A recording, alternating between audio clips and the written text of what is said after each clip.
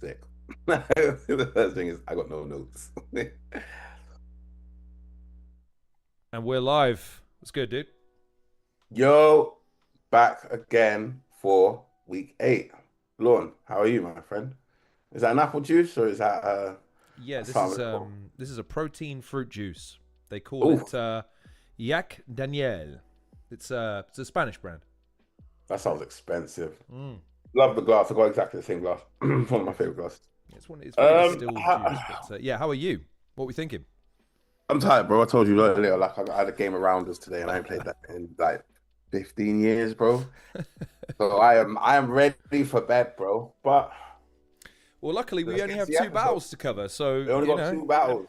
bed is beckoning, and you might be able to satiate that need. Because yeah, I mean, I'll leave it up to Crash to decide whether or not I'm allowed to rant today. But I'm afraid Of course you can I'm rant. pretty I negative promote today. you ranting. I have some negativity to get off my chest, but we'll deal with the battles first. That's the easiest Okay. point. So let's go. Let's just jump straight into it because the first one was the bigger one of the two. I think that's fair to say. Bowski versus Ghast Buff. Give me your thoughts, my friend. It's funny you say that because I am surprised that this wasn't the second battle on the channel, if that made sense. I'm surprised that this made the first battle run in order. If there's a reason for that, I don't know. What can we say, man? You got Ghast Buff and you got a sick Bowski. Fair play. First off, round of applause. No shows are wankers, bro. So big up Bowski for coming and getting through 3 rounds somewhat. Mm. I did give Bowski the first round. I did prefer. I don't know why. I liked Ghast's first round, but I don't know. I feel like out the rip, like Bowski had a funnier round, and it was entertaining. But then he dropped the ball, and the third one, like freestyling's cool, but not against someone like Ghast Buff, man. Maybe against one of the newer gats, but not against someone like Ghast Buff. Interesting. How do you feel? Because I saw your face change when I said about round one. Well, first of all, Hylas, thanks for joining us. I appreciate you leaving a comment. As far as right, so let's break this down. So round one you gave to Bowski. Okay, so Ghast Buff, I thought. Listen, I'm not saying Ghast Buff is a nice guy in the battles. I understand he can cut me street, but this first round from him was pure, just straight up. You're fat, and I'm going to talk about that for 45 seconds, and then it ended with, "There's 30 of us left, and you ain't even top 20." But then he Man. cut his round short. So is that maybe part of it? Is that where part Maybe of you part of it. favoured him? Maybe part of the fact. Like, I'm not gonna lie, it wasn't the greatest battle due to circumstances. But like, yeah, I don't know. When I'm on the rewatch, I think the first watch I might have give it to Ghast Buff 3-0. Mm. But then on the rewatch today, I think I just like that round more for some reason. It was I do like Bowski when he's on his A game, and it was one of the better rounds. I'll cover Gas in a second then, but give me your perspective on what Bowski achieved. Because again, it was stressed to death on the broadcast. He was sick. He was thinking about not coming, but the no-shows on the day kind of premeditated Prem saying, "Look, man, we really need you." He turns up, and he gave an. I'm not saying he didn't entertain, but from your perspective, knowing what you go through on battle day, have you ever done that? Have you ever battled sick or out of a good frame of mind? Like, Nah, what does it nah, take? What does nah, it take bro. to do that? Like that, from your perspective, like how much respect does he earn for taking on the challenge of that? On Sick. on. Sick. Yeah, bro. Like I've battled with like heavy shit on my mind and fucked up a battle. Like, but that's just like mental games of like there's too much going on in my head for these bars to run straight. But sick, touch wood, pause, but never been ill around a battle or a show, to be honest. So I can't comment on that. But I'm guessing like it's hard, bro. Like you're ill, innit? Like I don't know like what you're like when you're ill. When I'm ill, I go down. Like yeah, I ain't getting out the battle. Mm. I wouldn't get the post. Like you know what I mean? But yeah, yeah, like fair play coming to. But do we take away points now because like I don't want to be in the same room with you if you're ill. Now I've just thought about the flip side. Like COVID was real. Like COVID was a real thing. I mean, look, I loved. I think Ghast's performance in this is being overshadowed a little bit by the fact that Bowski was ill. I think he Mm. gave a really good, solid first round. His second round was fucking hysterical. I thought Ghast's impression was absolutely amazing. The King of the Ronald stuff as well, referencing a lot of that, but also doing it in a way that made it easy for people that had never heard of it to get the gist of it. And the strongest thing from Bowski that Bowski had in response to that was the Ghast cutting his hair. Got no reaction, so he hummed to himself like, that was hard. And it got a reaction because people are like, oh, he's being silly. But it kind of went off a bit of a weird tangent because he referenced the Anderson Burris battle like, oh, this is embarrassing to everyone, da-da-da-da-da. Even Ghast has recognized, like, the whole point of that battle was to get views. Like, he's like, I want to get exposure. Like, he kind of realized he was going to get a little bit of a battering, but I think he tanked it well. But the third round then, like, Mental breakdown. That's a hard line to kick off with, man. You retired on a boat in a one-rounder. Even Don't Flop think your ship has sailed. Fucking hell, man. That is harsh. Anyone would be as fat as you if they'd stayed in one place for 14 years and hadn't moved. I'll put Bowski in a suit like Writer Censor and then finishes the round. But then Bowski's third round is essentially freestyle, right? Like from that maybe was the mental 45... breakdown. Sorry, sorry. I thought we were talking about Bowski. No. But you're right. Mental from 45 breakdown, seconds, he's just going, right? Mental breakdown, bro. Like, and it's like, it's just your generic, basic freestyle bars as well. Like, I'm sick of your shit. Who the fuck are you talking to? But like, was it the third round where it just went on for longer than it had to? I think he did something similar against Sam Essay in the first one where he freestyled in the second or third round, I forget. But yeah, he just seemed to really want to hammer the point home that I'm a better rapper than you. Like, as much as you might prep and write, I'm a better performer and rapper than you are. And I get that. I get the point to stress like what I'm better at. But I guess the question is, right, how much of the battle is dictated by how sick Bowski was versus how good Ghast? Because I feel like Ghast walked this, man. It wasn't close. I don't think. I know. Maybe I'm being a bit nicer and just being lenient and stacking some extra points, which is character development because the old Crash would have fried it. But hey, we're all on a journey, innit? Like, but yeah, maybe I'm just being But the freestyle element as well, like, you understand what that takes. Like, I look at it like, well, what did it sound like? But you're also cognizant of, but he's trying to do this on the fly while ill. Like, that can't be easy to make it sound... No, I can see why he did it. And, like, to be fair, was it better than choking? Yeah. But was it good? Fuck no. Fuck no. That shit went on for ages. And like, it was to a point where I think he freestyled over the time limit and then stopped and then felt like because he stopped, he hadn't fulfilled the time. So started going again. It's like, bro, stop. Where's the timekeeping? Where was the timekeeping? Oh dear. Ghast Buff's breaking the rules, ladies and gentlemen, because Ghast Buff has hopped on early, it seems. Oh wow, that dropped me straight in. We're live, baby. Ghast Buff is. This is it though. I like it. Heel Buff. I like this. This is good. We tell him, listen, we're gonna review the battles for 20 minutes, half an hour. Ghast Buff goes, fuck your 20 minutes. I'm coming on and reviewing my battle live. I keep forgetting, like, Zoom just drops me, and I'm so used to StreamYard. Just fuck your green room. Listen, man, we're working with the bare essentials here, man. We're scraping by over here on the Halcyon Show. But Crash, Ghast, do talk your talk, gentlemen, because this is where I sit back and let Crash handle the interviewing because I asked too many wordy questions. Do your thing, man. Yo, Ghast, how did you feel this battle went?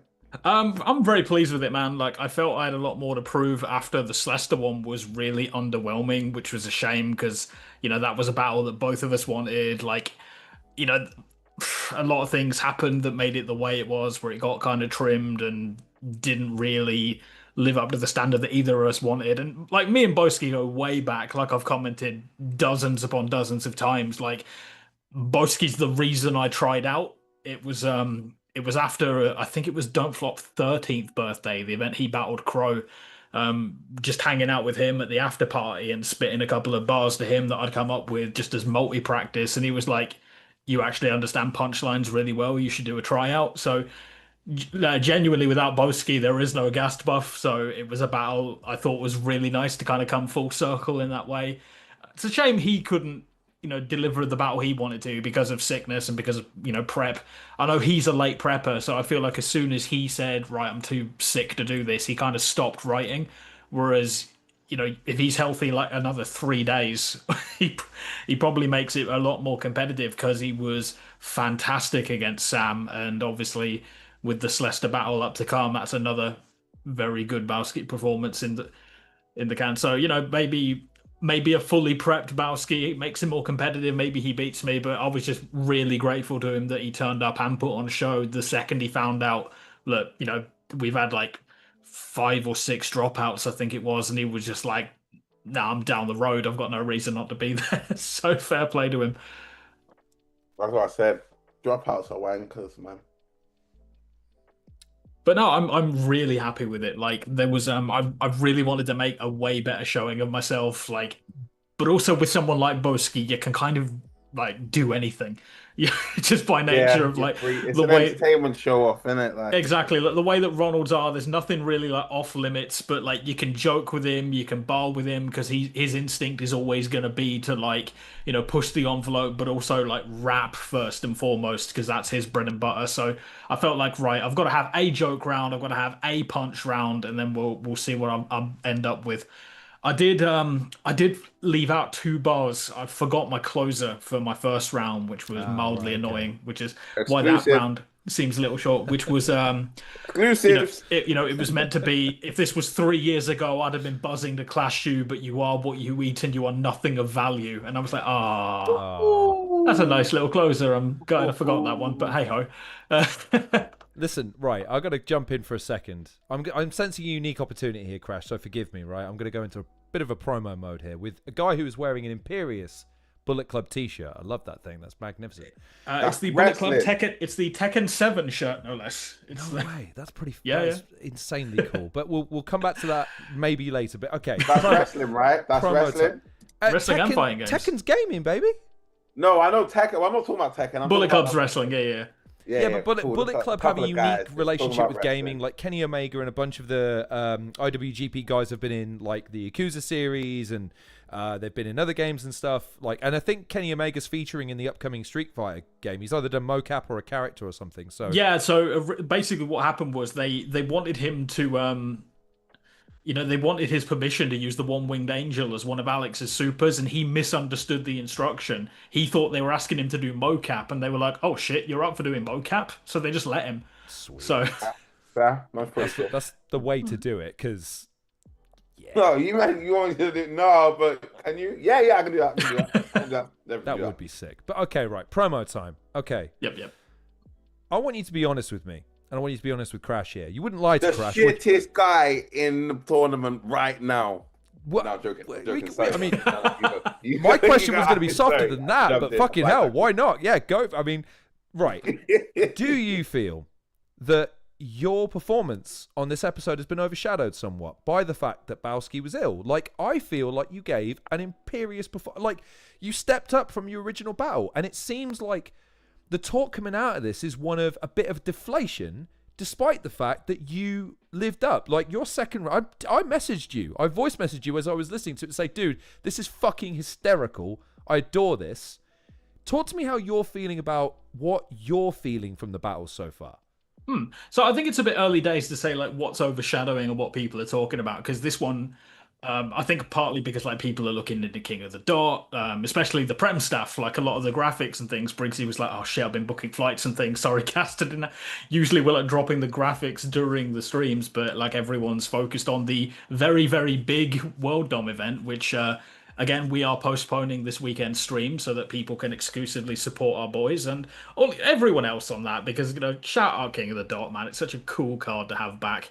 But no, I don't feel like it's been overshadowed. I feel like when conversation actually starts going, it does seem quite balanced between talking about how, good I was, and how great it was that Bowski turned up.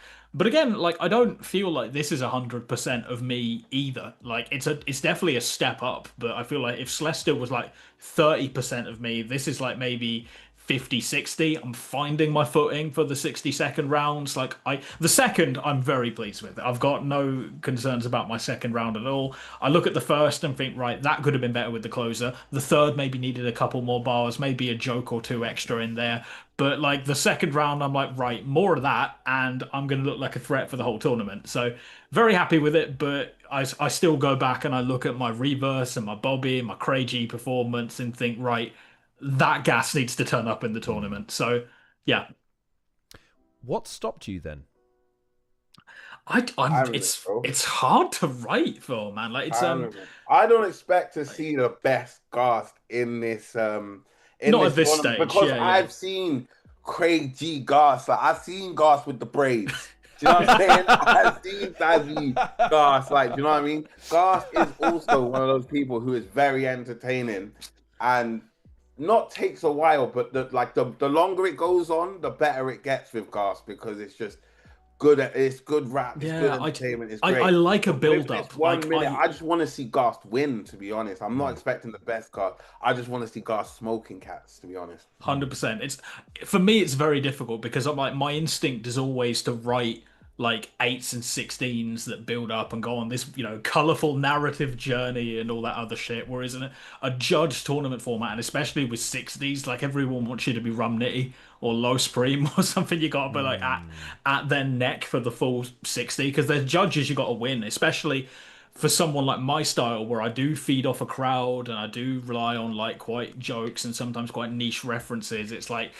in a room with like 12 people where it's all people in the tournament where the most I'm going to get from it is like yes, I understood that. Like that's might not translate the best to footage at the end of the day. So it did take a bit of time to adapt to, but no, I think I got there for the Bowski one, and yeah, the Sam one when that airs as well. I think yeah, I really feel like I hit my stride as the tournament went on. What's been the key to adapting then in your mind? Just punches. Like it's just understanding that the energy from the crowd isn't going to be there, so you've got to make sure it gets to the camera. I actually took a lot of thought away from when I went away and I watched a lot of Bobby Rex. I watched a lot of Anderson Burris, funnily enough, because it just made me think, right, if this whole thing is meant to be for promotion and rebuilding, Yep. the best thing these rounds can be is digestible. And I started writing from the mindset of, right, this has to be a punchline, but there's got to be as many 4 bars or 8 bars or little segments that I can take that are clippable, that I can just throw out there that will get the numbers. That's fair. That's fair. It's what I've been saying the whole time. And I think one of the things that I was excited about when you entered the tournament is this notion that you understand promo. You understand how to grab an audience's attention. The question I'd have as a follow-up, and this is to both of you actually, because again, I'm not a battler.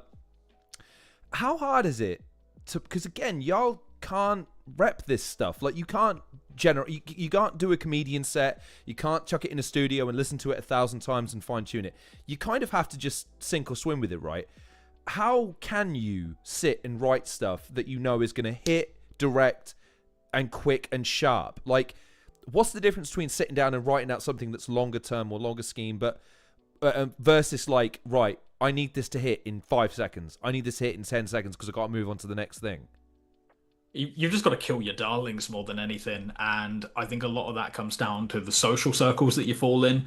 I'm sure Crash will agree with me on this. Like, there are some people where, like, if you want to feel good about a round, you send it to them, and they'll be like, "That was really fun." They'll enjoy that. If you want to win a battle, there's people you send your bars to, and you go, "That was shit. Get rid of that. Cut that. Make that a 4 bar. Make that a 2 bar. Murder that one. Bin that." Like there's definitely people that you go to who are like, yeah, I really enjoyed this and I can see what you're going for. But if you want to make sure that something is like razor sharp, there's people like Bobby, Bizzo, Koj especially, if you can get him in a battle rap mood, which is near impossible these days. But he's very good at saying, look, that won't hit. Interesting. Okay. Question for going forward then in the tournament. And again, Crash, I'd like you to weigh in on this. You've adapted. You've progressed in 2 battles. You're excited about the prospect of the next ones as well. Mm-hmm. have you started thinking about the semis and the final, or are you still kind of focused on just the next round? And So Crash, my question I want Crash to weigh in is: should he start to be dreaming, or should he have his eyes on the next guy? And I think I like. Let's do a prediction. Let's see it. Let's see if I get it right. See if I know my battle rap. See if I'm here for a reason. I think Ghast knows, man. Ghast is a tactician, man. Ghast is a very smart individual, man. I don't think he's taking it lightly, but he knows the next step is the next step, man. But I don't know. Are you loading up some bullets for the next ride out? I would like to know. The way that I looked at it is, after the Bowski round, I was relatively confident that I'd won both my battles and that I was already through. But for one thing, because I wasn't entirely like 100% happy with my performance, I didn't want to get complacent in case we ended up with something like a kick dub situation where the result blindsides me and next thing you know I'm fighting for my life in a battle I didn't expect to be. But also it's like I didn't want to be one of those guys that goes, yeah, whatever, I'm qualified by Sam SA Academy guy. I don't think that's respectful to Sam, first and foremost. Like, I think one of the real fun things about this tournament is a guy like Sam can come through an academy, end up with this pre-built narrative where he's battling one of his academy captains and someone that's been through the same academy system. There's a story there, and I owe it to him to make it as good a battle as possible, because I develop better when my opponents are better against me. Like, I'd rather lose a competitive match than win a stomp, honestly. And I'm sure like Sam is the same way. So I just thought, and not only that, but it suits me better in the long run to go out of the group stage and say, look, we had all these no-shows. I had 3 battles. I had 3 super competitive matches, and we'll see what the judges say. But I want to go into top 16, which, not even a spoiler, I've qualified 2 wins. I wanted to go into top 16 and go, look, I cleared my group just like I said I was going to be. I don't want to ask a 4th question. I want Crash to weigh in, because otherwise I'm just going to start machine gunning. I have literally one other question for you, but I'll pause my question for a second. Oh, the dramatic zoom. Oh, right. That was cool. Did you see it's that? fucking zoom on his goddamn I love camera. my zoom. It does it. I catch myself playing. Zoomed in zoom. Zoom I react to my zoom. If you're in the crowd, you'll see me just reacting to this. Every time it zooms, like, Crash, the next time you battle, if you don't have a zoom style thing in the, like, I don't know how you work it in, but if that doesn't become your gimmick. I got the scope. Like, it has to be a gimmick going forward, dude. Okay, so you said that you are in the final 16. Mm-hmm. Who else is in the final 16 that we know of so far? So, that you know of, based on the results you've already seen. Yeah, because we were talking about this earlier. Obviously, Enigma, which you're going to talk about at length after the fact, because his battle's next. But, again, that's cool to see. Like, someone that's come back for this tournament, that's on a bit of a dark horse run. And, it's cool to see, like, someone returning, like, doing better than you'd expect them to. Who else is through? Obviously, Group H is the group of death. No one's through from that one, I don't believe. Is Group that's no one. Yeah, Hulk, you're right. Dojo. Yep. 3 points to every single person, albeit Kingsley and Dojo have the advantage when it comes to judge rounds. Yep. Crow is through. Crow is in the same position as me, where he is 2 wins up, so he's definitely top 16. Albeit he has 2 additionally judge rounds over you, young Ghast. So he does. One might say he has the edge at the moment. So that's something that I would definitely take into consideration for top 16. Is a Crow rematch in the bracket would be incredible. Who else? I don't believe there's many people that are like 2-0 up. DeBurk's 2-0 up as well. DeBurk, I believe, is DeBurk is through. Frost is through. Pagan is through. Hamill is through. Sam Hypes, Quicksilver. Quicksilver and Sam Hypes, indeed. Yep, albeit Sam Hypes steps in on the next episode, so we'll get to see him battle for the first time. Yep, so that will decide who goes first and second in their seed. Indeed. Hamill, again... Group F is a bit sketchy, by the way. I'm not entirely sure how that one's going to pan out, because albeit 7 Wave is on 6 points, he has only 5 judge rounds. Beyond has 13. So let me explain how this one works, right? So it's this could technically be a 3-way tie. Obviously, DW dropping out has kind of thrown a stone in the works.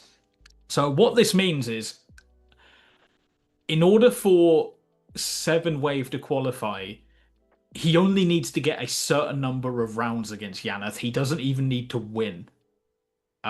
Whereas Yanath has like a threshold where he doesn't just need to win, he needs to win by like at least, I believe, at least a judge needs to give him a 30, or he needs to win every single judge 2-1, something like that. But like it's like the old purely school- down to Old school So away you're goals saying rule, that- basically. and the mad thing is because There's of a how way the of Yannick to tiebreak, win and still lose. yeah, and because of how the Oh, tiebreakers work, like if like there's a chance that like Beyond's tournament future relies entirely on Yanath. Beyond can't do anything anymore. But if Yanath beats 7 Wave enough, Beyond advances with the tiebreak over Yanath. It's a weird group, man. It's a Like, very, very weird situation. It is a weird group, and that was before all this points nonsense. But there you go. Oh So man, so out of your future 16, who's the wackest, bro? Who are you not worried about? He's like that. I like how we're trying to be positive in questions like, hey, no, who's shit? Who are you going to walk over? Who are you going to stomp on the next round? You know me, I like my confrontation. Nah, so there's not really anyone that is in the running for top 16 that I think is like outright bad.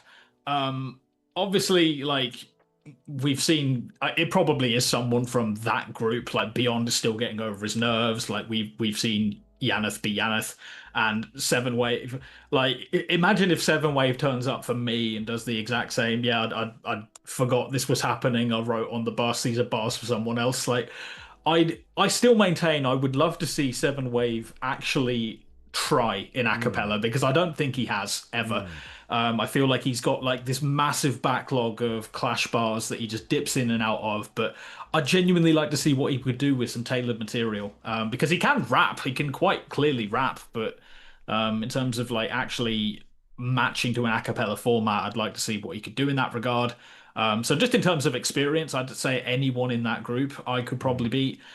Quicksilver, I would like to give a proper go, considering we only really had like a jokey thing.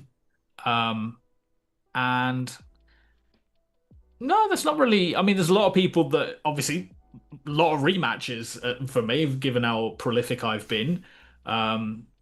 What's De Burke's record at this point? Is it like 11-1? Who's the one in that? Oof. You know what I That mean? little scratch So, on the Bentley. A scratch. So, and obviously, like, I've got, lost to Crow I'd love to avenge. Me versus Briggsy would be really fun. Like, me and Sam Hypes have been around for ages and battled everyone and somehow never matched. So, there's loads of quite interesting matches for me in top 16. Like, me and Hamill, again, from the same academy perspective, and he's looking like a killer in this format. I don't think I have a bad match in top 16. Can you do it, though? Can you go all the way? I think I can. Like, honestly, like, I feel like a lot of people, like, seeing the names that were out there, I think it would be quite an upset if I didn't get quite far in the tournament. I'd certainly be disappointed if that was the case. But at the end of the day, it's either because I didn't bring enough or because the other person was unexpectedly good. So, it's like I said, I'd rather lose a competitive match than win a shit one. And if someone comes out and takes my head off, I ain't going to be unhappy.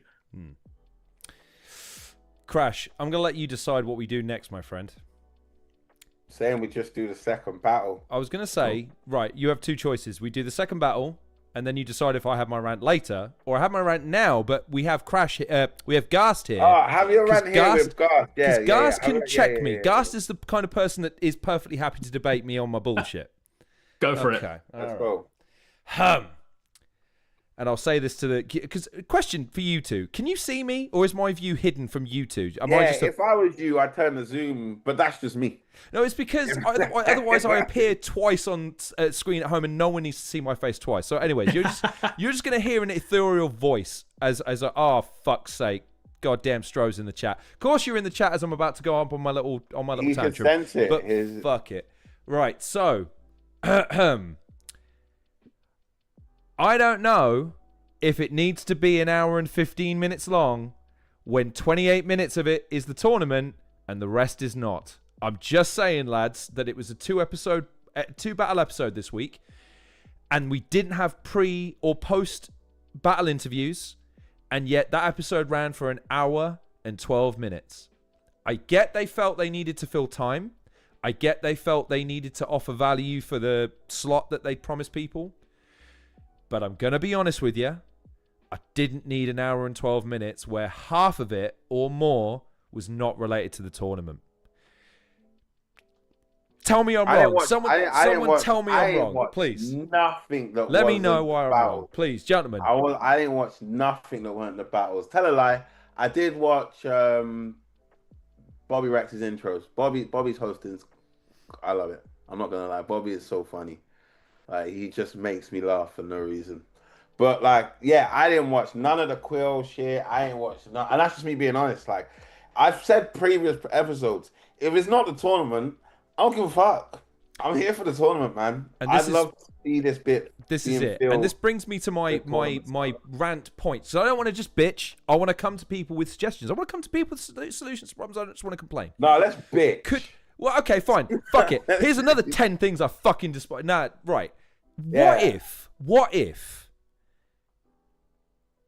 you segment it this week? You just focus on because the other problem with this episode, and we'll come to it, is, and they were keen to stress this, so I don't feel bad about highlighting this, that the second battle on this card was technically a developmental battle. It was considered a developmental bracket, ergo a developmental battle, so it's not supposed to be viewed in the same vein as Ghast Buff. What does that mean? What does that mean? As in, so group E and Group F were designated as these are guys who aren't quite ready for the mainstream, the big time, all the rest of it, but they'll get reps in the tournament. They'll get an opportunity, if they qualify, to battle bigger and better opponents in the next round. It's an opportunity for them, right? Okay, and they were keen to stress that when we were watching things like when we were watching Spirit's first battle, when we were watching Beyond's first battle. And so I don't mind highlighting that, except for the fact that I feel it's unfair to put Ghast performance next to a performance like Enigma and Mccoy, because there is a very big gap in terms of skill. And so my point is, those two things, the length of the episode relative to the fact there were only 2 battles on it, and of those 2 battles, we're not supposed to be looking at them in the same vein because one is technically developmental. Wouldn't this have been the week to maybe think about, maybe we showcase a battle, but we showcase a battle like a show? We build the show around that one battle, do a bit before, bit after. It's a bit shorter. We can maybe spread it over a couple of days, especially since we're not airing anything next week. You know, we've got Sunday free, lads. Would this have maybe been the time, considering one other factor, which I'll come to? But I want to throw to you guys first. What are your thoughts? Because I'm waffling. What are your thoughts about what I'm saying there? Do you want me to go, Crash, or are you? Go on.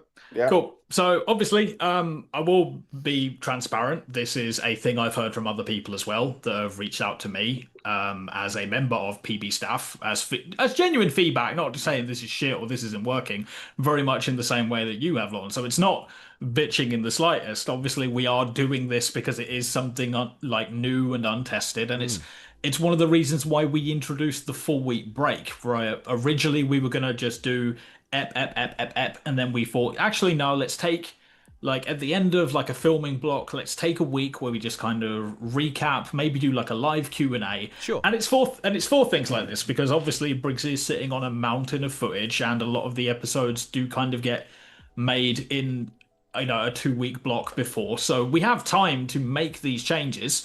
Obviously with this one, we were in a bit of an awkward position where, because of all the dropouts, we kind of ran out of footage, right? Which is why we had to put like Sean Lefty on there again, why we put the Quill Man Mark. So again, we're trying to give people a bit of a sorbet, like a little mix of content. But if people are in a position where they're like, you know what, we'd rather it was just way more focused on just the tournament, the interviews, and again, like, a part of this is because, like, you know, I had plans after this and Bowski was sick, so we didn't do any post-battle interviews. We kind of cleared off quite after, so there wasn't as much like meat as far as the tournament's concerned. Like, I know there was a lot more of that last week with some of the battles and getting people's thoughts, and I know for a fact that we made sure we got more of that kind of stuff for the 3rd batch of tapings, which now we're moving on to. So again, we do try to get as much of this content because we do want the focus to be on the tournament, not just whatever, we've got like 70 minutes we need to fill, here's some ancient Prem stuff. But again, like, we're gonna probably focus more on the tournament for the third block of filming. And if people really do want us to cut it down and just really narrow focus, we'll see what we can do for top 16 as well. So.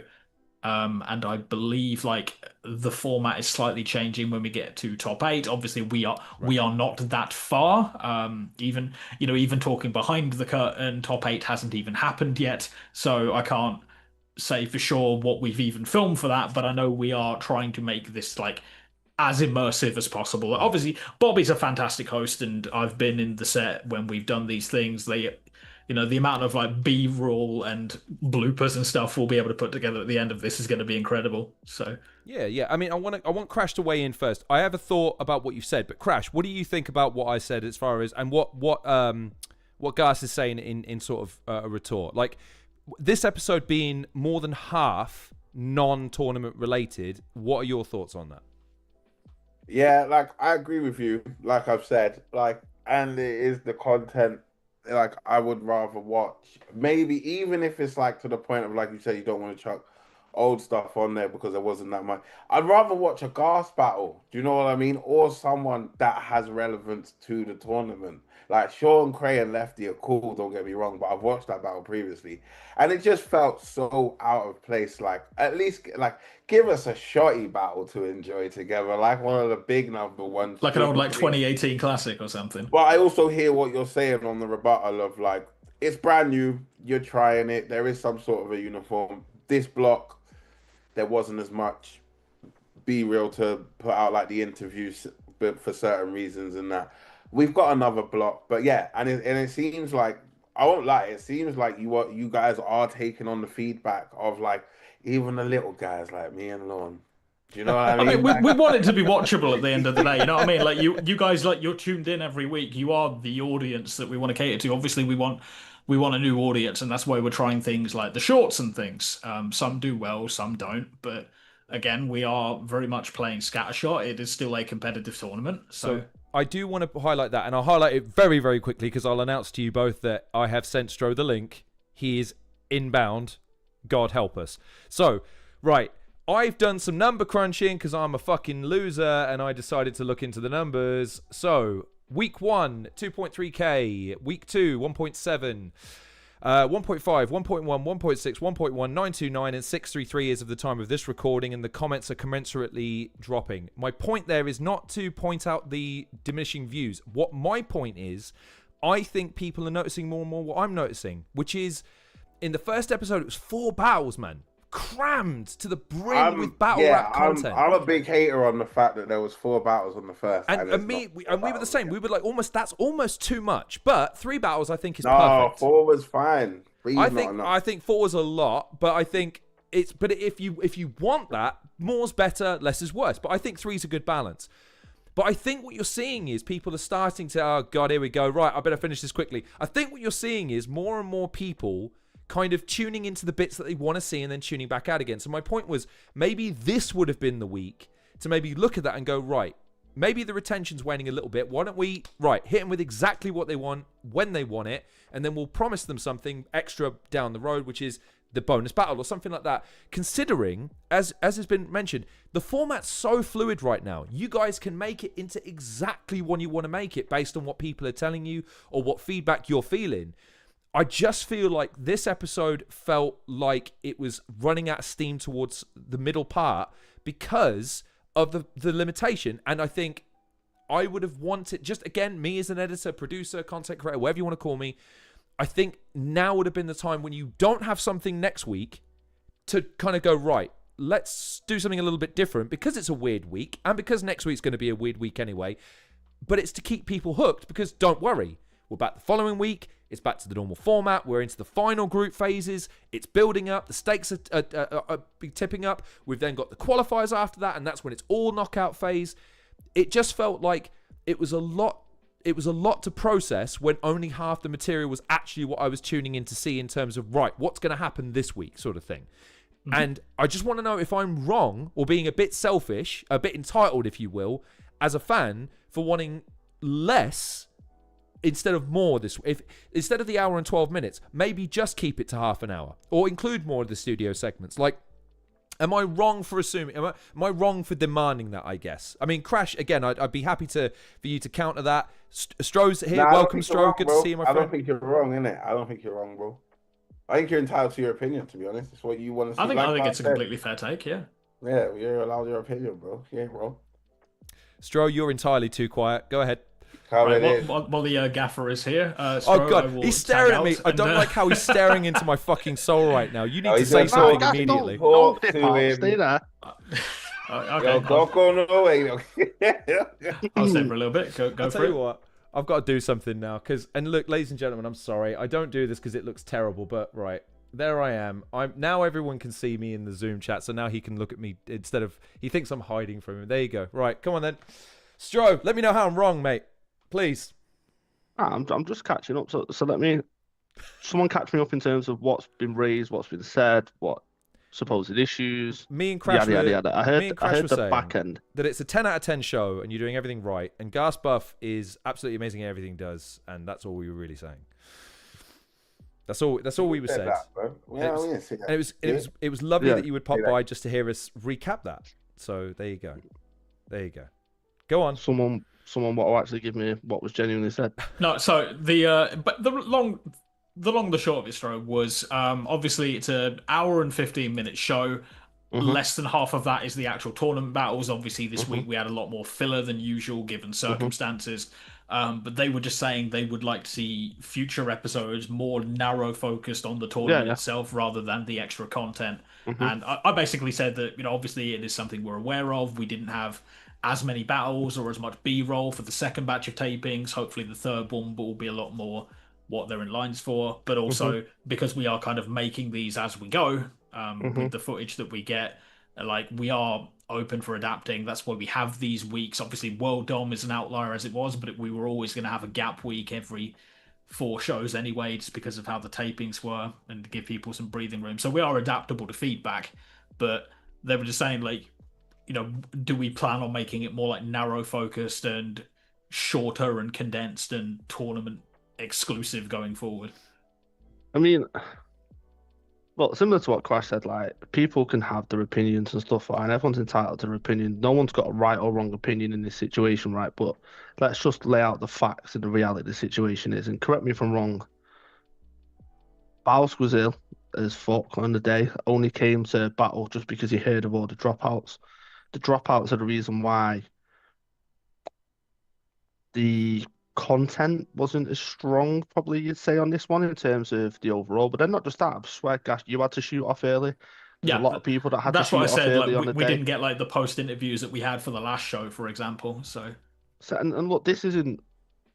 Bear in mind, Ghast is Prem staff, so this is no way at all aimed at Ghast. But just understand it from my point of view for a second. The people that are quick to judge, moan to an extent, have an opinion. Some of them are in the tournament or were in the tournament. Some of them aren't. Some of them wanted to enter or were asked to enter the tournament, didn't, then should have entered the tournament. It's one of them things where it's like they'll be like, "Oh, why is there no content?" I'm like, "Well, you could have helped that. You were there on the day. You could have done your interview instead of shooting off. Like, there's so many different things that could happen, which would help towards it. And in this situation, right? And I'll say this time and time again. This, yes, it's for the core fans, but this is to try and bring new fans in. Always has been. It's always been about highlighting UK battle rap. Always has been. Under the Prem logo. How do you highlight UK or UK battle rap? Core segment, perfect opportunity. Because when you look at that, it's Quill's unbelievable. He's a great battler. He's very, how can I put this? When you see Quill on camera, he stands out. No matter what he's doing, no matter what setting, no matter what it is. So if you're trying to bring new eyes in, why would you not take a gamble and throw something like that in there? We need to get out of the mindset of the UK battle rap, and we need to start trying to think bigger picture. Because this isn't just about the ones that tune in, week out. This is about trying to draw new fans in and trying to get fresh blood into UK battle rap. So if I'm a fan that looks at that episode for the first time and it's half an hour, but then, for example, I can guarantee there'll be many people that would never seen UK battle rap before, would see that Quill segment and they talk to their friends about it, like, this guy's talented, you know. And then they go down a rabbit hole, similar to how I fell into UK battle rap. I seen an O'Shea freestyle battle in Liverpool, like on YouTube, when YouTube was really first in its ascendancy. He was in a fucking park somewhere, freestyling, battling. I just fell down a rabbit hole. Then I found Don't Flop. Then I went to my first event, and this was 2008, 2009. I spoke to my friends about it. They started to come along with me. And it's a very similar thing. That little segment there, although, yes, it's not tournament, people need to stop getting into the mindset of what they would do differently. Because look, I'm not going to sit here and say that we're not going to make mistakes throughout the process, that we've not made mistakes over the past couple of weeks. It's all learning. No one's ever done this in UK battle rap before, so we're never going to perfect it 100%. We are going to take bumps on the road, but it's about understanding that and then, right, okay, let's get behind them, if that makes sense. I think another thing, if I can carry on from that story, is like shoot. I think it also helps that we are trying something new. Like we're putting in things like the music videos and the man marked. So, you know, even if people are watching it and they see the things that are like in between the battles, we at least try to make it so it's a different thing every episode. Like we've started with people's music videos and then we moved on to the man marked, just to kind of keep people hooked if they can. Obviously, the man marked thing that Quill did was sick. I thought I remember that was one of the I think around the time I started watching Prem, that was one of like the newest things, and that was really helpful for me because I think I found that because like Shocks versus Soul was one of the first battles I ever saw. So me looking for more Shock stuff, I stumbled across Man Marked, and it's like if stuff like that gets people interested in like the history of Prem, or if even people are watching it so they can see like almost like what an Easter egg is like. Do you remember? This is a fucking deep cut. Does anyone remember Zap? Oh shit! Yeah, I remember like Do where you remember how captions are different. The you'd watch it girls, and you'd get your cuff but lilies and things, but there'd always be like one thing where you're like, I've never seen that before. yeah, that's a So fair like point. we're trying to keep it so there's always like one bit of variety. And shout out to guys like Cami especially, who always turns up willing to just film stuff. And we got a lot more like um you know round table discussions where we were dragging people like 4 or 5 because people were like actually lingering and kind of celebrating a little bit after the third taping, so we had a lot more extra content than we usually film. So I think the third batch of taping will have a lot more of a varied sorbet. And look, like we've openly said from the jump, if anyone wanted to come to the filming days, film stuff, be part of the episodes, come up with ideas, come on the day and let's do it. Like we've never not filmed something or someone's never come to us with an idea and we've never gone, no, let's not do that. We've always done it. But it's more It's getting action. people to fill it in. It's people doing it, isn't it? Anyway, lads, I do need to dip now. So thank you for having me as always, guys, and I look forward to tuning into more of these in the future. Thank you for joining us, Ghast. Appreciate you, brother. Love, bro. All right, take it easy, guys. Peace out, brother. I'll tell you what I'll do.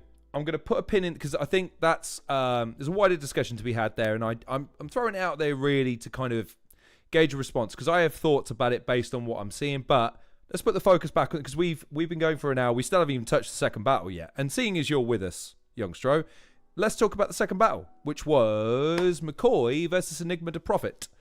What are our thoughts, gentlemen?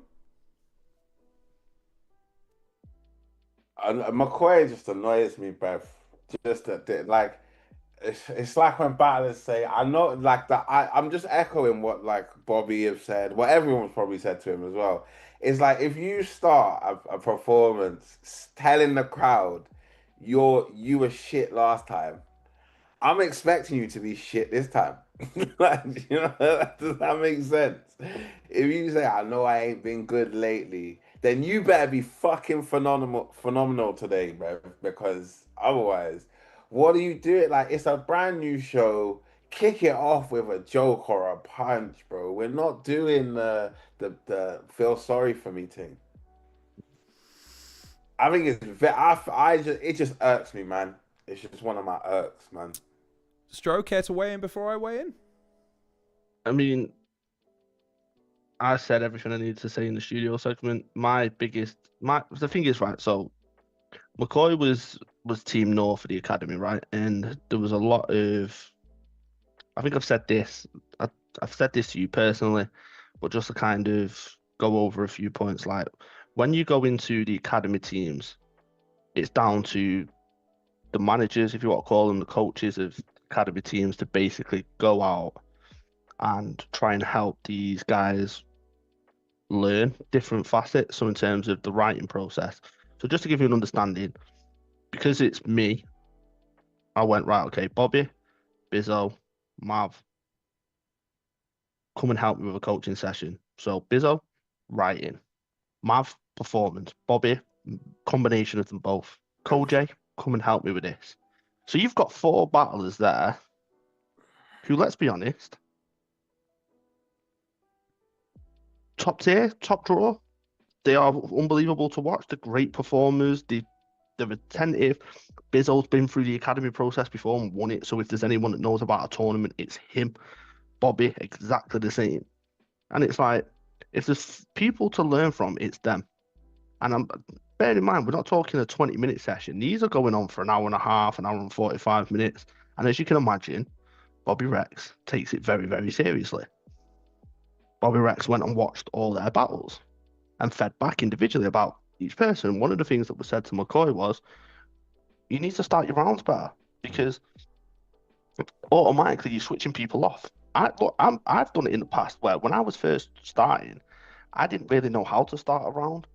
It's a weird one. Like, you think that it's a good idea to talk about this, but it's not. And it's the learning curve, but it's like how many times, and you'll know this become a running theme with me. When you feel like you're constantly repeating yourself, it starts to get irritating. And the thing with Mccoy is he's got the ability. I've seen him write some really, really, really good punchlines. But the problem is, when he's not got a cohesive round, when he's not doing it consistently, he's letting himself down. And I feel like this could have been a really big thing for McCoy if he'd just took on board a lot of the criticism. It's a shame, but I think he'll learn from this, and I think he will get better off the back of this. Okay. So I feel like his next battle, he's just gonna say in it first round. Now I know you see me fuck up in prep. Like, I can see it. Like I put money on it. Wherever he goes, if it's no loose chat, TMR, fucking don't flop, I guarantee you his next round, even if it's in a prem battle. Now I know I'm out the tourney, and it's like, bro, listen, bro. Like you said, it's irritating, bro, because I've heard you man feedback to him. Like, you just listen, innit? Like, it's not working. It's not working. I think it was Bobby that maybe articulated McCoy best for me. And when I wrote little mini reviews at the end of these battles. So McCoy has habits both in terms of his writing and delivery that hinder him. He feels too detached and doesn't attack in his writing and presentation.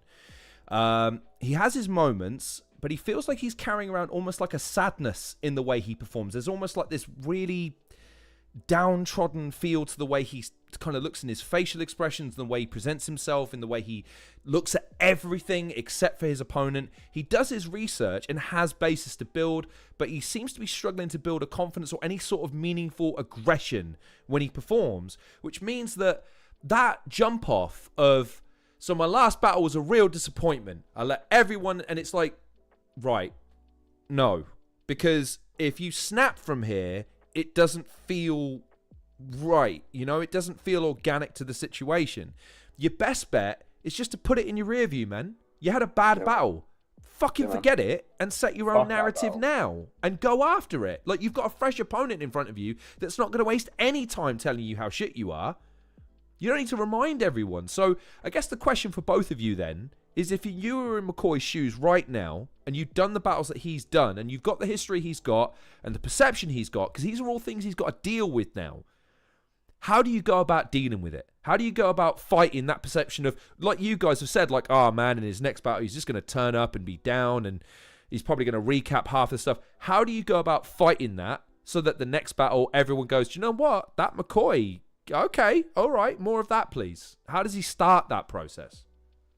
I feel like personally, Stro have told him, like, these men, like he's just said, like, he's got like the Mavs, the Kojays, the Bobby Rex.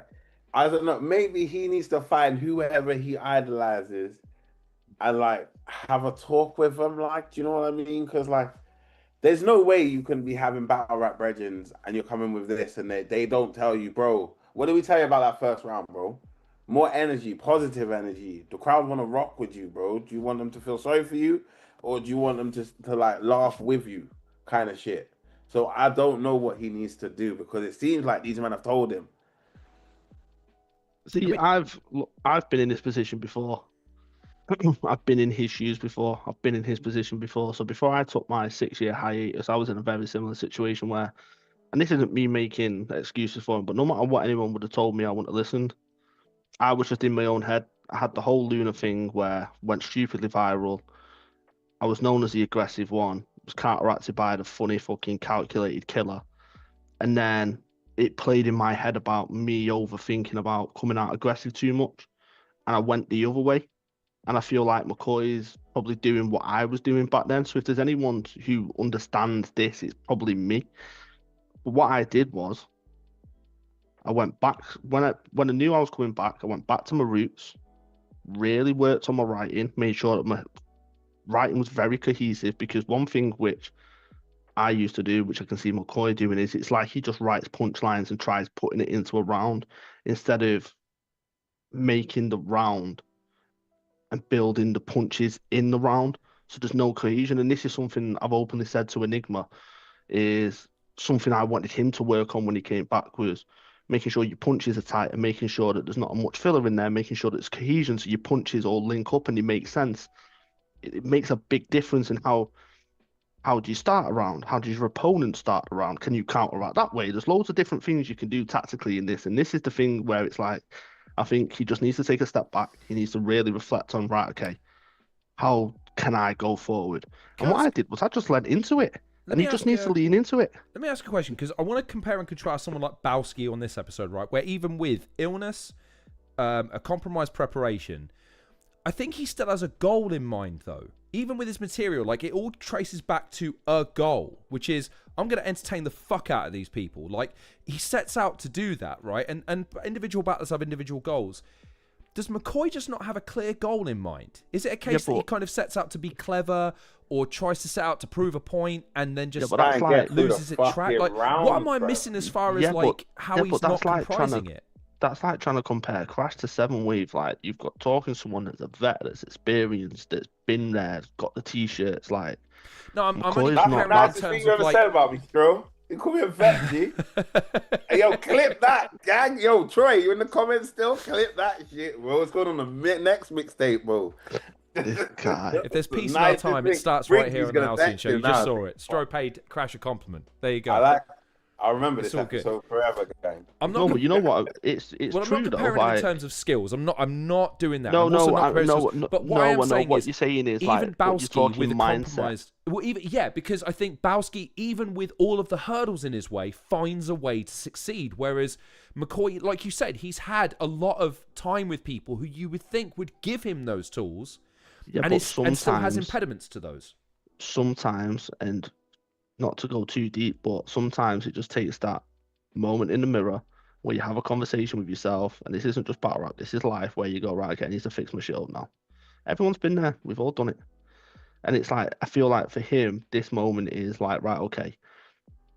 I mean, Enigma's the perfect example. He went away, and he openly said, like, one of the reasons he went away, and I think Brickley said it in the episode, because he said he was washed. Like, do you understand how much I love that kind of reaction where we've all been around people that are just delusional, like, and then you've got yes men left, right, and center, and then honestly, for him to turn around and go, nah, I stepped away because I was washed. I wasn't happy with what I was doing. I wasn't happy with the way I was performing. I felt like I wasn't giving the best account of myself, so I took a step back. But when I took a step back, I didn't stop. I kept writing, kept improving, kept tweaking, kept getting better. There's the blueprint there. Just follow that. Like, it might take 6-7 months to just take a step away and just go, right, okay, this approach isn't working. Can I come back? But when you come back, like, it's a punchline waiting to happen. You could literally write a self-deprecating punchline about how you used to start around, and it'll blow the room up. It's all about how you approach it in the next one, and this is what I mean. Fully lean into it. Into it. I hear it. And Lorne, what I think you're saying is like Bowski and even Enigma are rappers as well, so they do have that entertain the crowd mentality. Whereas maybe someone like McCoy might overthink it too much. Do you know what Hmm. I'm saying? And doesn't know, like, has never rocked a small stage, a big stage, whatever, like, so doesn't know how it is to connect, like, how important it is to connect with the crowd, should I say, I, like, I guess what I'm trying to do, I'm trying to apply it to my own business acumen. Because when I used to train people, I used to bring it like, right, you're making things way too complicated. Remember what your sole purpose is here. And mhm. everything you do boils down to that sole purpose. And you can complicate it more and more as you go along. But so long as you bring it back, everything you deal with comes back to this. If it doesn't serve that purpose, sack it the fuck off. Why are you worrying about it? It's not moving the ball down the pitch. And when I I look at think that's the McCoy, difference between the like we said, like the vets, like, and the new ones. Like the vets know more with crowd or without crowd what a good bar is. Do you know what I'm And it's saying? And the people around you will tell you, depending on who you have around you, if it's a good bar or not. If you have a bunch of yes men, no men, and not much experience, you're just kind of pissing in the wind, bruv, and no, I take hoping that that it point. And works. I think with McCoy, though, what I see is that opening gambit of his that he keeps seeming to go back to is almost like to elicit sympathy. And I just Mm, don't know if that works in battle. Like, I don't know. doesn't it, bro? Don't You be have unsure. It Bobby doesn't. summed it up. It's you attack your opponent. It's not a game of, oh well, we feel sorry for him, so we give him the round. It's no, he battered him, I'll give him the round. My question is though, how do you coach him out of that mindset into an attacking mode? Like, right, from the jump, go after it. Go and set the standard early. Like Stro was saying, like, listen, diffuse it immediately. Lean into it, lad. Get it out of the way early in the first round, and then the rest of the battle, let him know. Like, but how do you get over that hump? Because Nah, he just seems to keep don't do going back it, to it, bro. man. Don't do it. Just kick off the show. Listen, like fuck this guy. imagine in his next Fuck battle this guy. if he turned around, he was like, "You all expect me to do a sympathy starter? Haha, dickhead!" That's a fair. You know what? Right. The whole Do that. room gone, and Yeah, then that's the one funny. 1000%. side. 1000%. But Something, and this something, is what I something. mean. Sympathy line, like Lean in, yeah, like just lean into yeah, it. But it Cap it takes off as time. well. Like at the end of the round, saying, "Now I feel sorry for you." Like, yeah. turn See, it on its head that's and full really like. circle there. So okay, I feel like we've lingered on, but Enigma, we've seen him make strides in both the battles. Here's my question: how much more has he got, in your guys' view, from where he's been in places like Beast Anglia to the start of the tournament to now in his second round? He's improved on both of the battles for sure. I still see a little bit of lack of polish. I still see a little bit of softness. How can he sharpen up? How can he become more of a force in the tournament from this round to the third one? I'll let I Crash think go, and this then was I'll give you what I've said to him. Go on, Crash. Oh, so I'm friends with Enigma, right? But this wasn't the best Enigma. But I know Enigma has more in the tank. But did he need it? Really? No. And like maybe I'm just being harsh in it or biased, but like I don't feel like this battle was as close as it could, like as some people are making out. I feel like the judges gave it all to Enigma, if I'm not mistaken. And I feel like Enigma won the battle, and it was just an.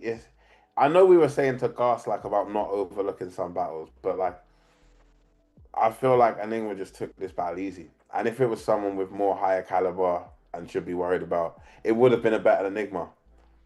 I think Enigma's first round is actually, because I write all this shit down, man. The shyest guy I've ever met. This is Mccoy. Bit cheeky, but that's fine. Lord of the Rings reference. It's only made you shyer. That's fire. Like that's sick, man. These are all good things, right? Fire. But I think the reason I say softness is because there's almost like he's not quite emphasizing it in a way that lands proper yet. His writing's on point. When you break it down and you start to see how he's putting it all together, it's like, right, I'm starting to see the pattern. But his in-room performance is still that little bit not silly enough to be detached, but not aggressive enough to seem petty, if that makes sense. Like, what can he do to kind of really start putting the boots in, as it were? Like, making that material land. You know what I mean? Because it's there. I see it. I kind of touched on it. Like my thing with Enigma is, and look, this isn't me breaking kayfabe or anything like that. Like Enigma will openly tell you this. Enigma's come to me for advice for many, many years, similar to Briggs and other people. And the thing that's always been with Enigma is one, it's very easy to give someone advice, but if you don't understand how to apply it, it's difficult. Do you know what I mean? Like imagine Cristiano Ronaldo trying to fucking tell a grassroots player to do a fucking free kick in a certain technique. Like it's gonna be difficult. But the thing with Enigma is he's smart enough and he gets it because he's surrounded by good people, minus Crash.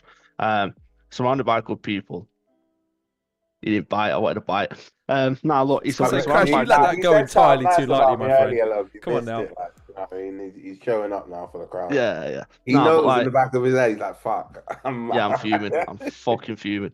Now look, he's got good people around him who have got good battle experience, who can help when he goes to them with like certain things like ideas, concepts, punches, stuff like that. They'll be honest with him, and that's kind of what he's needed. My thing with him is there's always been too much filler.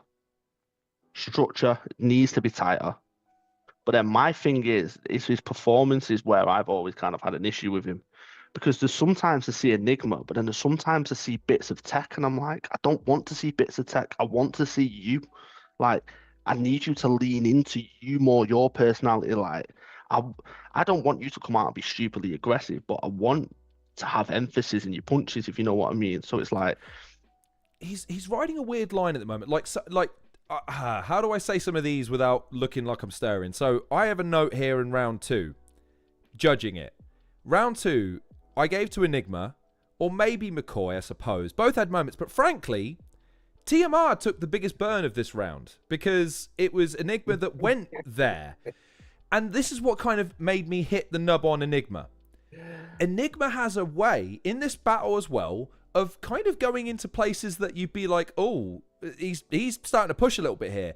But he's almost nonchalant enough that you kind of let him. Like, again, he touched on TMR called everyone on Premier Battles bounties and then goes off on a whole round calling McCoy all sorts for battling on the league, and then ends with you get mostly air like a real bag of McCoys. And then in the third round goes off on him choking a lot and all the rest of that sort of stuff. But he's not offensive. Do you know what I mean? Like, nothing he says makes you go, I've always found know? that's Enigma's style, though. Like, that I do enjoy when he does it. It's like, it's cheeky and it's rude, but it's not disrespectful. Yes. It's a smirky dickhead way of saying it. Like... Absolutely. It's almost like someone wrote it on the wall and he's just reading it. Like, you don't get offended at him. It's like he's saying it through a proxy, which is a weird ability to have in battle rap. Like, usually you're either provocative or you're not. But my question is, like, is that a good thing? Like, should he be trying to be more provocative or being more, I don't know, like, give me your thought on that. Like, am I missing a trick there? I agree. And again, like, it is a cheeky dickhead way. And it's the same with Ghast. Like, I'm glad since Enigma's come back, he's doing well in this tournament. But I've seen good Enigma performances before he was washed. You know what I mean? He has had good performances. Whereas, like, I can't wait to see a lot of these guys in a normal, say, time battle where they've got time to drop shoulders and, like, do you know what I mean? Or the crowd comes back because then they've got someone to engage with. So, like, again, it's Enigma finding a way of keeping to himself and being that cocky little, like, I'm just saying, guys, like, DMR said this, like, do you know what I mean? But then also then trying to, right, I've done that now. Let me do a little bit of punching where he might, like Stro said, sound a little like tech because that's maybe big bro and that's the style he likes. So if I need to punch quick, that's the style he's gonna lean more into. I liked his third round. I thought his third round where, I mean, the compares him to Forrest Gump, chokes 5, battle as a 6. Okay, fair enough. But the palindromes bit, fucking stupid was fire. I thought the palindromes bit was cool. When you met your girlfriend, you said, "Madam, I'm Adam." That's funny. And then, if I ever said you could rap, even that's a palindrome because I take it back. Like, Enigma knows how to structure a round, man. And like I said, I don't know whether or not that aloofness is a gift or a curse yet. I think we'll find out when he goes up against someone that is really going after him. But so far, I think He's had an easy walk. Let's not lie. Well, I wouldn't say easy, Yeah, debatable, but I think he's had compared to some. compared to some, absolutely, Easy walk. compared to some. But I would say that he's so far, he's just sort of boxing analogy. He's just on the outside flicking the jab right now. He's just, I'm not worried about you. I'm just going to keep you at distance. So I'm just going to let you know I'm here, though. I'm going to sting you with a couple of these, maybe get in the pocket a little bit. But like, his best attribute is how unfazed. He hasn't felt out of practice. He hasn't felt uncomfortable. He looks confident. He looks assured. He's getting his stuff out. He's having some clever moments. He's putting together the resume. He's got the building blocks going. I guess what I'd ask from you is, what do you want to see him in round 3? Like, when he goes up against his final opponent, how would you want to see him stamp his authority on the group now that he's got 2 wins out of 2? You know me, bro. I like it when, like, do you know what I mean? You got to really start applying pressure to the rappers, like, and show why you're there now. Like, you know what I mean? We're coming out of the group stages. If I'm not wrong, Enigma's through. He is, yes. Enigma's through, right? So now we're out of the group stages. Now there's no more development stage and this and that. It's just 16. So like now you've made it. You've made it now. So let's be you. Enigma actually has the second. Turn everything up. Adaptive limiter. If you're a producer, turn everything up to the max without peaking. Like, do you know what I'm saying? No, do you know what? I completely agree with you. And he's got the second most amount of judged rounds, so he's in good form going into the final group phase because he can afford. Because this is my question. Like, in your position, and I'll throw this out to both of you. If you're at this stage of the tournament, you've got 2 wins from 2. You've got an ungodly amount of judge rounds. You've got 1 battle. I know Ghast was saying, like, I don't want to take my final opponent lightly. I want to be respectful. But I come back to the first fucking lyric of the entry theme. It's where winning matters. We ain't got time for your bullshit. Got time for your manners. We want to see war with the pen. What do you do in that final? How do you stamp your authority on the group? And shit down the drain, bro. Still. Like, I don't think anyone should be, like, do you know what I mean, relaxing off because, good night, love. Like, I don't think anyone should be taking it for. It's like I said before in a previous episode.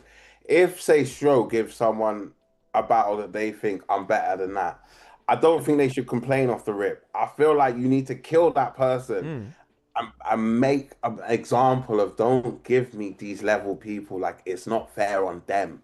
Like, do you know what I mean? I can kill these guys all day, but if you want to challenge me, put me up with these guys. But I don't feel like that should be an argument in a DMs or on a phone. I feel like you need examples to go by. So even though Enigma is clear 2 games, I still want to see that. I still want him to go into the 16 strong. Like, show them that it wasn't just like we said, compared to like others, like Briggsy's got one of the hardest groups. Like them groups there where it's like fight and flight. It's like, yeah, no, I walked my group. All of them got dog walked down. All of them. You say that though, man. I love the fact that Group H is so precarious, man. There's just no fucking way to know what's going to happen because it's 11, 10, 8, 6 in terms of judge rounds. But that's all that splits them. It's 3 points apiece. And like the battles I thought who would win and lose, I got wrong. And the final battles, you think now, right, I think it's going to go this way, but I've been wrong before. So now do I pick against them? It's mad. That Group H is just so fucking open right now. I think those 4 in any other groups would be top 2. Them 4 would guarantee. If they were not in the same group, they would be top of their groups or second 2, guaranteed. So that group is the fucking gulag. But it makes good TV, man. It makes good TV. It does make good TV. I guess then the final question I kind of want to throw out from the episode, because there were 2 battles. I mentioned to Crash off air. I haven't seen the Lefty versus Sean Cray battle yet. I'm going to save that for a reaction down the road because I hear good things, but I want to keep that separate. As far as these battles go, then, what was your highlight of the episode? Because for me, it's a no-brainer. It's Ghast's second round was fucking hysterical. There were a couple of moments in that I just thought were that's gonna kill on the shorts when you guys start running that. But for you two, what were some of your highlights of episode 8?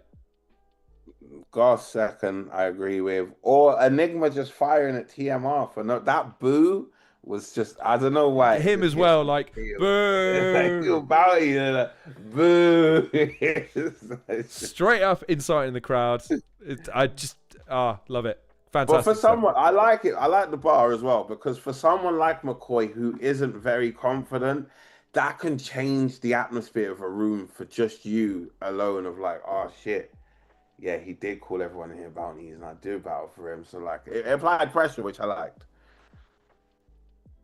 Stro, Stro, give what us was your your highlight of give this us your highlights, episode, my my friend. Gas second is it's phenomenal. Like on the day it was incredible, and it's just one of them where it's like that's the kind of Gas I want to see on a consistent basis. Like because he's so creative, he's so talented, and I've said this to him. I feel like he's not really got started in the tournament yet. There's still a lot more Mm, gassed. So but the second was outstanding. Do you know one of my favorite highlights? Genuinely, it's just Bobby. mm. Just like I don't think just the little things that he says that just make such a big difference in the show. And I love the fact that they kept it in, where it's like when he goes on to Lefty and he calls him the Italian killer, and then it Yeah, comes and it goes back to Bobby. He's like, "Just called him the Italian killer," like, you and know. it's just a laugh that everyone. It's just honestly like just watching him. One is because he's massively enjoying himself, but like just the little one-liners he gives here and there. Like he had another dig at Briggs, like just little Yeah. things that just make such a big difference. And that's my highlight for the episode. Like Bobby, and then Gas second.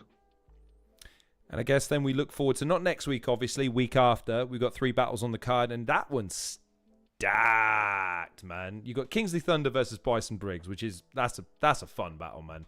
Red Wolf versus Kick Nelly, and the promo for that looks really promising because it looks like Looks Red Wolf's good. finally Looks having some good. fun with himself. And then Mm. Quicksilver versus Sam Hypes, if only because we finally get to see Sam Hypes debut in the tournament, Nice and to see. he's I've been loved chomping that at the for a fucking while. bit It's to nice. get in there. Give me some thoughts on these, gentlemen. Like some of the names, some of what you're looking forward to about some of these battles, or just what you're looking forward to about that episode in its entirety. Give me some thoughts. Obviously, Briggs and Kingsley is in that group we were just speaking of like who's going, who's staying. It's anyone's game, so that's exciting to look forward to. Then we had, like you just said as well, like Kick Nelly versus Red Wolf. It looked like we was doing some cooking in there. Like Red Wolf looked like he had a little control in there. I don't know how that's gonna go. So excited to see that one. And then the third one again, like poor Sam Hypes, bro. Like, do you know what I mean? I know Sam likes the battle as well, bro. So being sat on the bench, like, fair enough. I got 6 points and I'm through. Thank you very much. But like,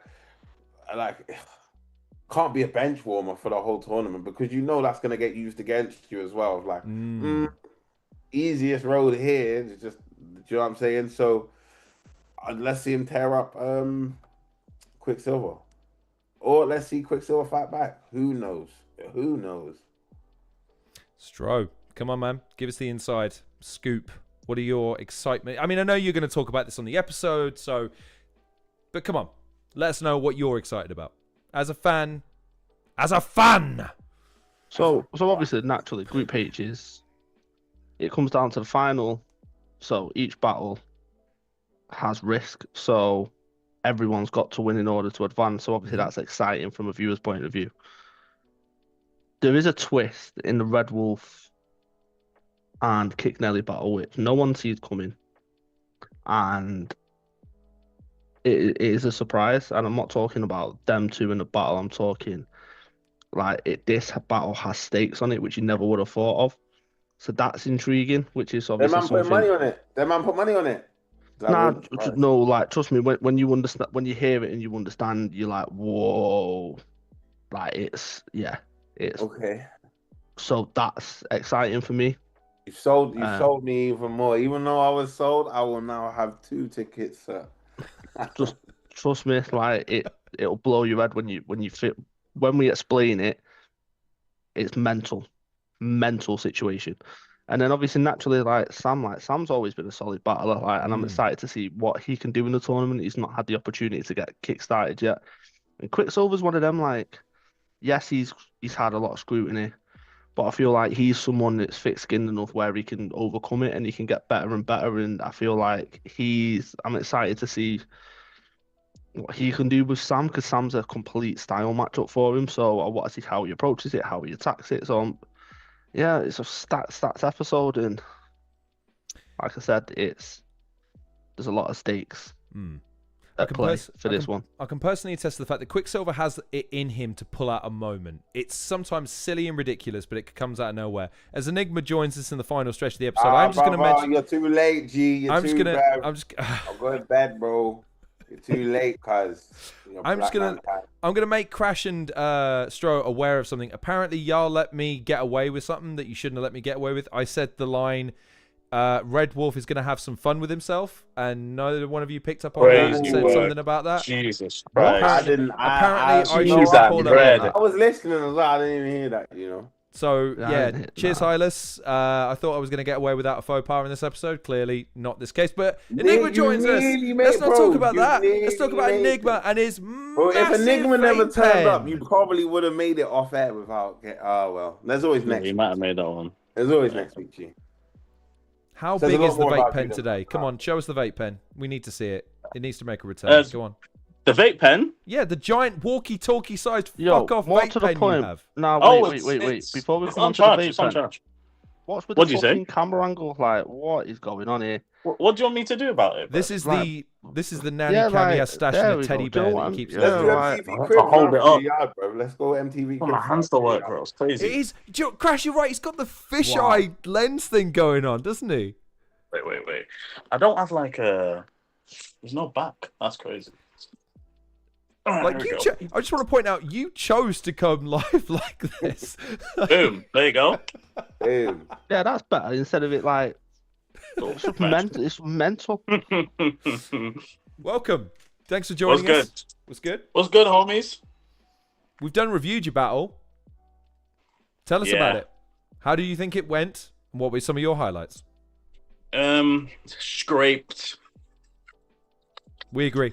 I scraped that shit. I was hella mid. I was so mid. When I watched it back, you know, after the battle was done, I was walking and I was with my friend, right? And my mate's so honest. And I was like, "How did that go, Dave?" And he was like, "Bro, I don't know, you know." I was like, "Uh-oh." I was like, "Cooked." He's like, "I feel like you won because I feel like the other guy spent like half the time just talking about himself." But he's like, yeah, you could have given a stronger performance. And I was like, yeah, I feel it. I definitely scraped. Yo, brother to brother, stop with the, no white, yeah? Just leave that shit alone, bro. Just don't, that was a great rebuttal. No.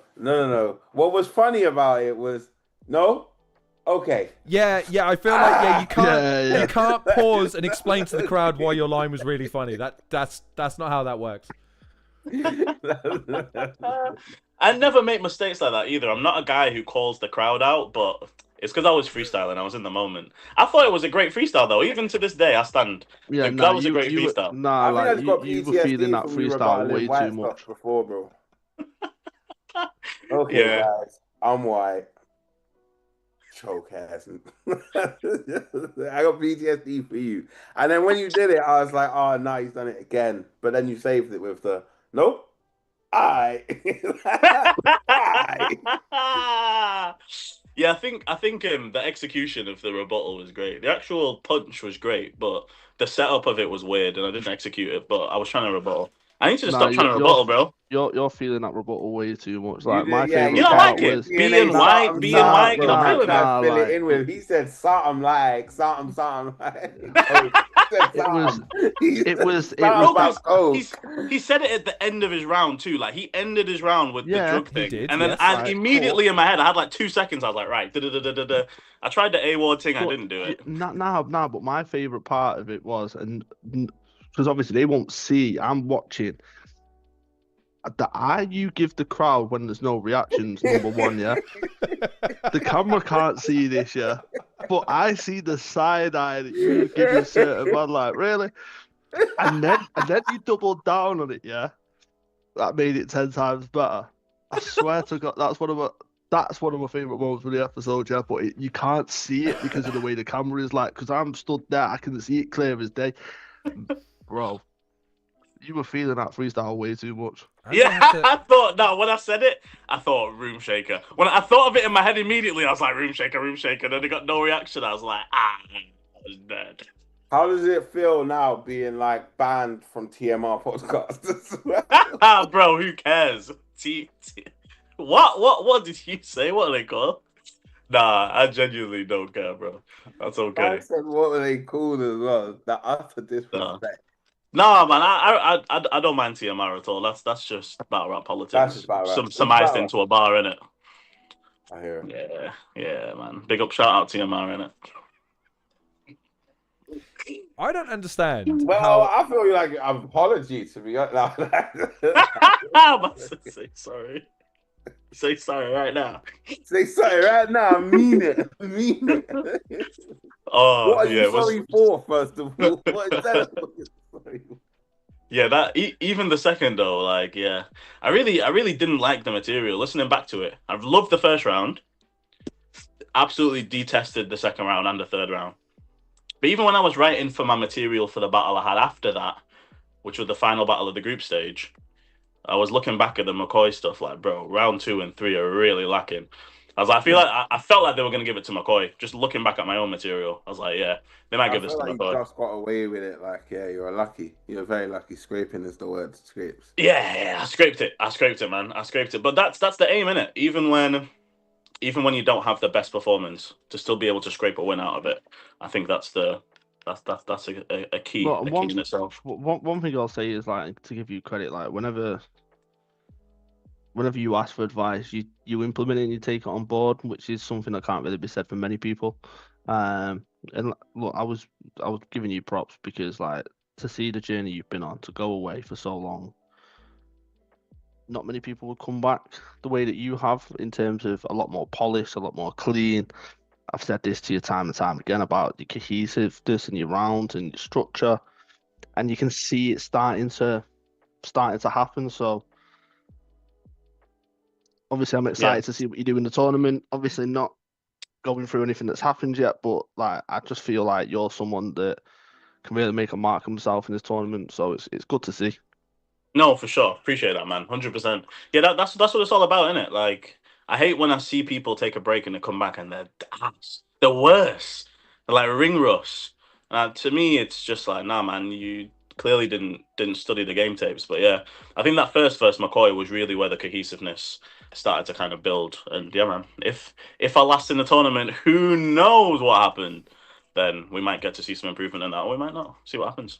I feel like you stepped up from Jim Bob, by the way. I just want to have it on record again. Like, I felt like it was a step up. Like, I felt like you had more quotable moments. I feel like you were more consistent across all 3 rounds. You got more reaction. Again, there were a couple of moments where, again, me and Crash and Stro were mentioning, like, my opinion, though, I won't put words in their mouth, but there were a few moments where it could have...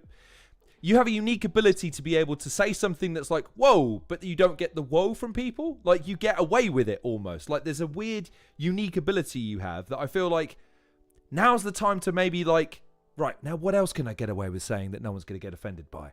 Like, you have the opportunity to be like cheeky wink and get away with it sort of thing. But my question to you is, what has been the difference from the step between Jim Bob and Mccoy in terms of just general approach, writing, like, or what you just wanted to get out of this battle? I think with the Mccoy battle, we had slightly less time. The way that I specifically work and prep, I know everyone preps differently, but I procrastinate a bit, and I've really tried to knuckle down and make sure my prep is on point, especially for this tournament. Because before this tournament, I'd probably prep for, like, I don't know, man, 3-4 hours. I'd have a round writ like an hour, and then that'll be that. I'll maybe do a little couple of edits here and there, but then that was just that. I've only just recently learned to kind of go down, edit, refresh, go down, edit, refresh, condense, refresh. And I think for the Mccoy one, we just had slightly less time just because of the way the weeks fell. And yeah, with me already doing like a whole week, just procrastinating. I wrote that stuff in like a week or 2, which is my own fault. I really should have spent knowing we had less time, taking that extra time. But yeah, I do agree though. I think it was better than the Jim Bob stuff. The first was anyway. I think the third was decent too. I didn't like the palindrome thing, man. When I was watching it back, I was like, "This is a terrible angle." I was like, "Oh, I wrote it." I thought it was. Well, I thought it was funny. I liked it, bro. It And was I feel funny. like the Madder one as well, when he was like, he said, "Call me." I feel like that got slept on. It was creative, but I thought I should have done something a bit more tacky. I was like, it was hilarious, but I really should have just ripped his soul from his body. Like, what was I in there trying to joke with my man for? So yeah, a bit wild that one. I'm not gonna lie, bro. Soul from the body is crazy. Ripped his soul from the body. I prefaced it. This I know. I'm on watch now. Do you know what I'm saying? He's on watch. I've been caught slacking, so I'm on watch just in case. Dojo got you on edge. Yeah. Oh man. But yeah, that's the answer for that one, man. I got you. What do you say to people? But you are right. You are in the final 16, yeah, from my knowledge. Yeah. In the final 16. How was it to make it through the group stage? And you sat at the top, am I not mistaken? Yeah. You come off a hiatus and ace the group, bro. How does that feel?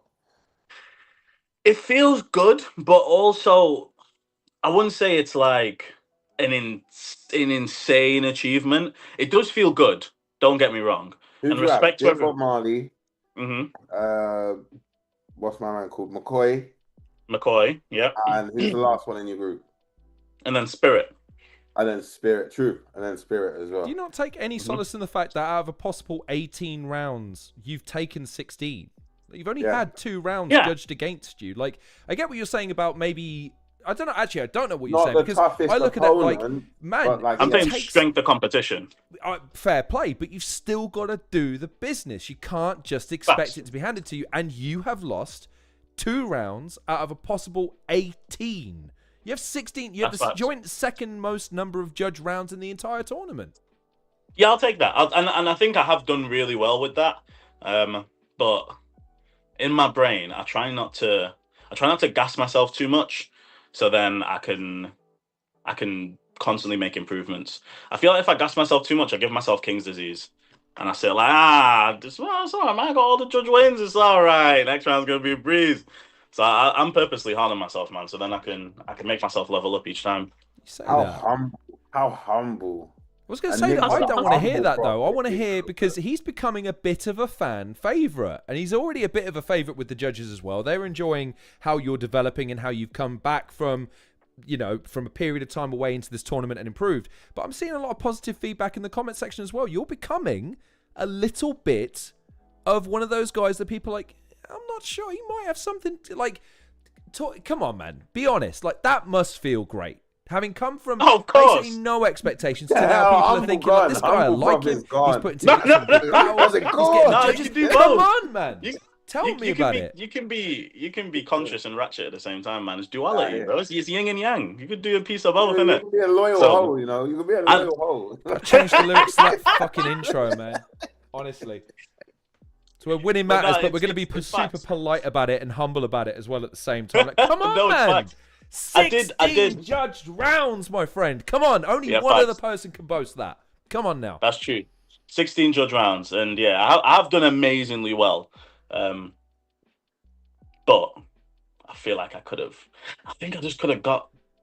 You're one of the battlers that I can't wait to see out of the tournament, though. Again, do you know what I'm saying? Like, where you have the space and the freedom to just... You're not going under the 1 minute time limits. Do you know what I'm saying? Mm-hmm. You have space to see. And, like, there's a few of you. Like, there's a Pagans. There's also even the Spirits and Beyonds. Like, do you know what I mean? I think 7-Wave even will be entertaining in his own way. Like, do you know what I mean? In a proper battle, not a proper battle, that's taken away from what you men are doing, but not in such a time trial battle. Do you know what I mean? 60 seconds is still. And Stro, will the 16, will they be longer rounds, or are they still minutes? Are they upgraded to 2 minutes now? Yeah. So it's 60 is up until the semi-final. Okay. I believe, and then it's then the time limit goes up, and then the time limit goes up again. But yeah, nice. not just saying it for the sake of saying it. Each round, the battles are getting stronger and stronger, better and better, and I feel like it's only adding to it. And then when you do up the time limit again, because the rounds are so much tighter, there's not much more filler. Like you just get better and better battles. So yeah, like this block of battles, crazy. Like I said, there's so much stake in it. Then once obviously come out the group stages, and then you go to the last 16, crazy. Like it's honestly mental how good the battles keep getting, and yeah, it's good. So yeah, they stay 60s until the semis, I believe. And Enigma, what's your path forward? I want to know what your thoughts are as you progress through the tournament. Listen, I'll just ask it. Can you win it? Can you go all the way from here? Can you put together a run? Yeah, defo, man. I can 100% win this tournament. If I'm still in this tournament, and let's move off the fact that, let's just say, spitball that I'm going straight forward, straight ahead, because who knows what's going to happen, right? Then I can definitely win this tournament. Definitely, 100%, with full confidence. And all I have to do is level up each time, and which I can do, and it's definitely within my capabilities to do. If I level up each time, I don't see any single person in this tournament beating me. Which is what I was going to ask earlier. So let's just say for the sake of argument, and I'll be honest, I was one of these people earlier in the conversation before you joined us.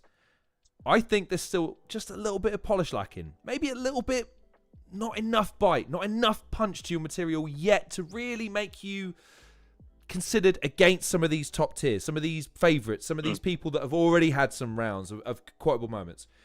What are you saying to people like me? What are you saying to fans that are like, look, I like him, but how far can he really go? Like he's not really shown us anything properly fierce yet, or anything punch-worthy that is clip. Right. Talk to those people. Talk to me like, right, let me tell you something. Yeah, man. So, though, there's a reason Stro says that I take feedback on so well. Because after every performance that I do, I literally improve drastically. It's actually, it doesn't really make sense. The level of evolution is kind of bonkers, and I just keep improving. I never stop. I never stop improving. So you're saying you're some sort of battle rap Super Saiyan? That's what I'm hearing from Yeah, this. Every time you battle on Super Saiyan and 3. you heal, you get significantly stronger. Okay, all right, interesting. Come on. I'm here for it, by the way. There's levels to be climbed. Like with certain people, you see them, and you not only see them, you see their current level. You see the level they started at, and it gives you a sort of, you can guesstimate what level they're gonna finish at, right? Give us some. I don't hear what you're saying. Like, give us some examples of battlers like this. Some examples of battlers like this. Let's talk about Bowski. I absolutely love Bowski. Adore Bowski. Yeah. Boast dog, baby. But we've seen Bowski's lowest level. We've seen almost his ceiling, and we know within what sort of realms he can accomplish because of how long we've had him on the scene and how many performances he's had. Even though I was here before, I only did a couple of battles before I left. Like, I'm still relatively a newbie to this entire thing. So my ceiling is far. Can't even see it. It's very far. There's a lot more room. Crush. I was gonna say there's definitely Crush is gonna pause the chips out of me if I say that. Don't be scared over the fact that Crash Just tried to fully throw you under the bus and you juked that like an NFL, like completely sideswiped. That was amazing. He had you under one of the tires, man, and you got away. He's seen me argue with these battlers. He knows what I'm doing, bro. Like, you know what I'm saying? Oh, of course. But that's it, man. Like, that's the promo, though, baby. That's the promo. Like, come on, man. That's the promo. Come on. But yeah, I don't have a ceiling, man. I don't have a ceiling. And there's people who have been in this game for such a long period. You can kind of see their ceiling, and you can see if they might have an evolution in them or 2 evolutions left. Like, my thing's unlimited, bro. I'm like new Pokemon. The evolutions don't stop. Right. They're just making extra ones up on the spot. I'm on like evolution 5, and I've got like 20 left to go. I'm going to try and be a little bit more like my esteemed co-host here. And I'm going to ask a somewhat provocative question. Who do you want in the next round? If you qualify top, which you're aiming to do, Who do you want to be? Who do you want because you want to beat them, or you think you're gonna smash them and go through to the next? Like, chart me your path from here. You want to win. How are you gonna do that? Who are you gonna? Because presumably you think you can beat anyone, but 100%. Who do you want to face? I want the strongest competition. So in the next round, I want to see either Ghast Buff. I want to see Hamel. I want to see, assuming all these people are still in the competition, I want to see Pagan. I want to see Sam Hypes. I want to see Frost. I want to see people who are also them. They are them too. And they're already established. And because, I don't want to just be beating a load of dweebs. Like, even though I'm gassed, I got 16 rounds. I got 16 rounds. I said dunking on Neeks. He didn't, but that's what I'm saying. I don't want to, you know what I'm saying? I heard. I don't want to dunk on Neeks. I don't want to, like, even though I'm gassed that I've done it, like, for me, there's no achievement in that. Even though there's achievement for everybody else because they get to watch my progression. For me, myself, and I did great. But do you feel like then you're playing like now you're playing catch up because you've been gone? So now you've got dunk on some Neeks, but now you're in the 16. I'm back, baby. Like, you know what I'm saying? Yeah, 100%. You'll see from the last 16 sort of battles, and then anything that I could potentially be in after that, if I'm still in the tournament, who even knows where the levels are in it. And we'll revisit this conversation though, man. Talks about evolution, we'll revisit this one. Brother, I don't want to have to tell you, yo, listen, there's some Neeks that need dunking on, cuz. Get back there, bro. Get back there to dunking on Neeks, G. No, there's definitely some stuff coming, man. But I just want this. That's why I entered this tournament, man. I entered when I seen Bobby and Viz was in it. And that's what really made me think, I need to be in this tournament. Because I need to show that I've leveled up and that I can stand with these, man, innit? And if I can't show that, then why am I even here to begin with? You know what I'm saying? That's cool. That's fair.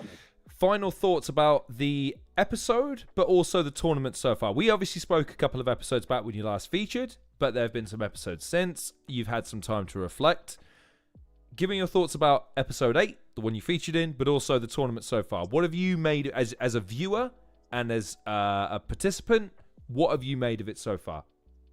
Right, episode breakdown, production's 10 out of 10. The locations that they're picking for filming, even though everyone might not be privy to it, because not everyone can come to the venues are amazing. The way that everything's ran is fantastic. How the episodes are filmed and done like a TV show, where there's talking segments, there's little breakdown segments.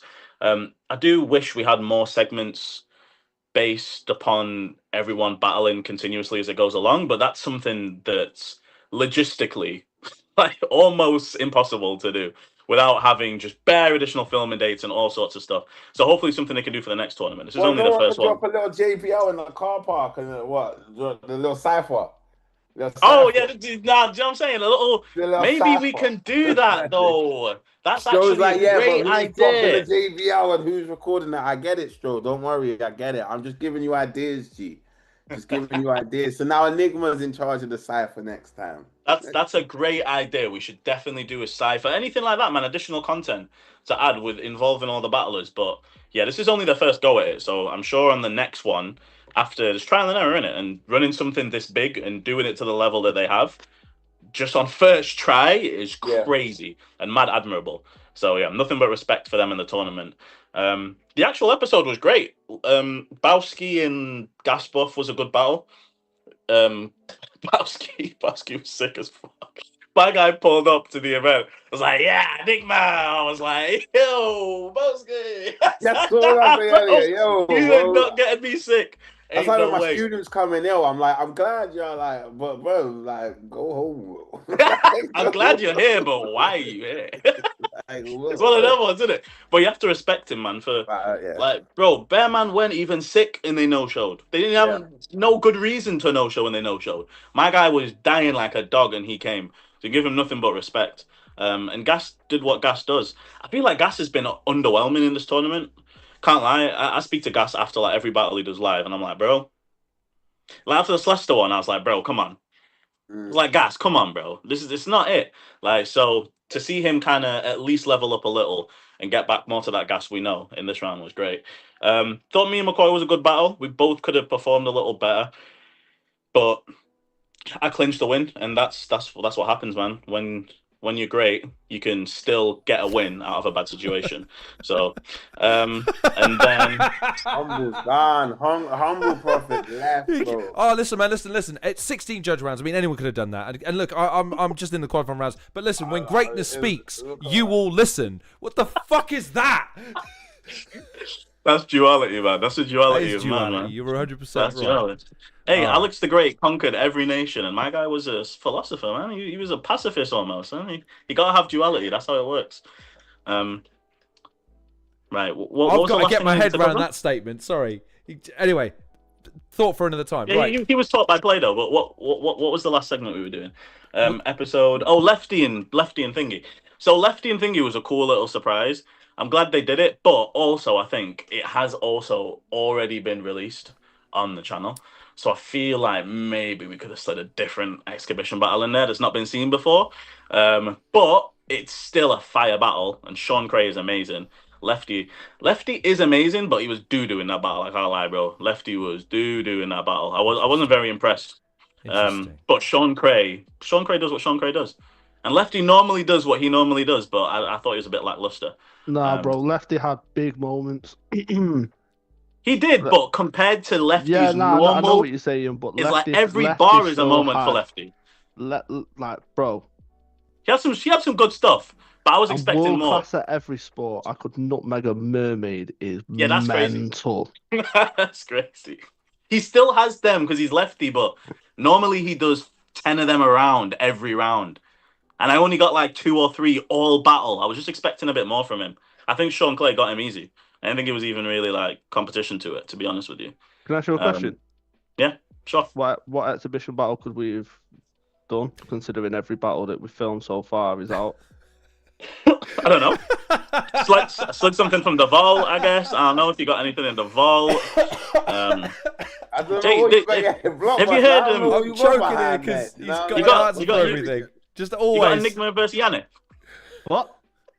Yeah, give it. Yeah, we would have. Yeah, but both Yan came out. Yannick Deviant, bro, run that shit on there, bro. Run that shit on there, bro. Let's see that. Let's watch that together. But you know what it is? Even if it's a shit battle, because it's so shit, like we would in the comments. I'd stay for the comments. You know what I mean? On the comments, everyone's gunning them, man. Yeah, fuck. Nah, you man are crazy. Wild. We're just nitpicking, bro. That's just a nitpick. And if it works, it is a nitpick. Because all I was going to say earlier was it sounded distinctly like Enigma was agreeing with us earlier. That's all I was going to say. But it isn't it. It's only a tiny little. It's a tiny little thing. We liked the episode. We thought both battles the episode were was great. It's just feedback improvement for next time and next time the tournament runs. Enigma has taken advice. He has improved immeasurably, much in the way of a Super Saiyan. It is now time for you to listen. Just take some advice from your. That's fans. Fine. I just wanted clarity because he said a new battle. So I was like, what new battle could we potentially put in there when everything's going on the tournament? Just wanted a bit of clarity. Right. I don't have no inside information either, so that was just a statement. Feels like there's a wider conspiracy now of a bunch of film battles that they keep out of spite. Like, we're never going to show you these now. You just have to know we have them, and that's it. But what battle would you want to see? Okay, Enigma, which one would you have wanted? If, like, hypothetically, what battle do they have that they haven't released that you know about that no one else does? Oh, I've got no insider knowledge at all. I don't think there's any, bro. I was just, if there's any in the vault, make one up. That was an assumption. No, just make one up. I don't care. Just give us Rick Charles versus Ghast, innit? Yeah, we'll just make it up and say it's real. Is that public?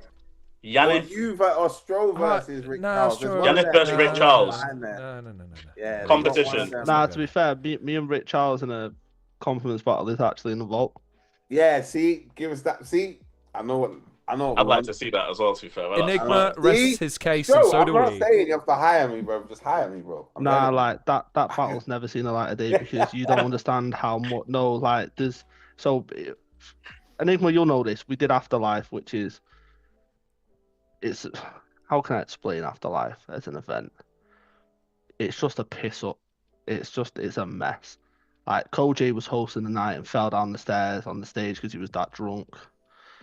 Koji was hosting and was Afterlife. basically announcing to bring people onto the stage.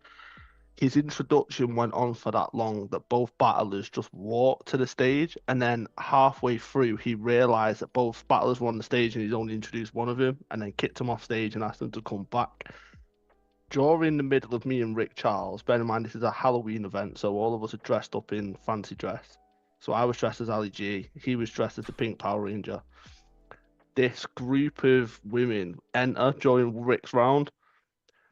It's mental. Briggsy behind the screen starts giving abuse to Rick as he's mid-battle. It's a car crash. I love that. That's Kind of need to see it now. Kind of. Yeah, that's a classic. Car crashes are classics, man. Every time. Bear in mind, it's a compliment battle as well, and you can just imagine how Rick Charles took the compliment battle. Is all I'm going to say. You just know what he's saying. Does he know how to compliment anyone? Yeah, he's mental. Yeah. Yeah, it's just not in the orthodox way that you expect. And this is what I'm saying. Crash knows exactly what I'm talking about because during the promo for the fighting, Rick did exactly the same thing. Me and Rick actually became like not the best of friends, but like good friends due to just and then like the outcome was fighting each other. But like he's a cool guy, man. He's a cool guy. It's like backhanded compliments, isn't it? Like Lorne, I could say to you, man, I absolutely love the intro of the show where there's just that buzzing noise that just goes on for like 2 minutes. It's great. 10/10. That's how Rick Charles would do a compliment like that. Back up off my host, G. I appreciate it. I don't know who told took me a really long time to find that sound bit, and it's nice that people take time out of their days to let me know how much they like it. No, it's good. It's all right. Fucking 10 of you have emailed to say get rid of the fucking buzzing noise. I'll get round to it, okay? There you go, Lorne. It's just slight. It's nitpicking. But it's to help constructive feedback. It's fine. I'll tell you what. So, Lorne, go Super Saiyan and get rid of the buzzing. I will fix it for next week to show you we are not hypocrites on this show. Not a problem at all. I will fix it. Maybe. Let's go. All right. Let's go, man. We are going to wrap up there, gentlemen, because it's 11 o'clock and we've covered 2 battles for 2 hours. I feel like that level of coverage is immense. But before we go, any promos anybody wants to throw out there? Anyone want to hype anything up? Because I have one promo to do and I will do it after everyone else is done. So please, anybody wants to throw out what they've got coming up next or what they want people to look forward to?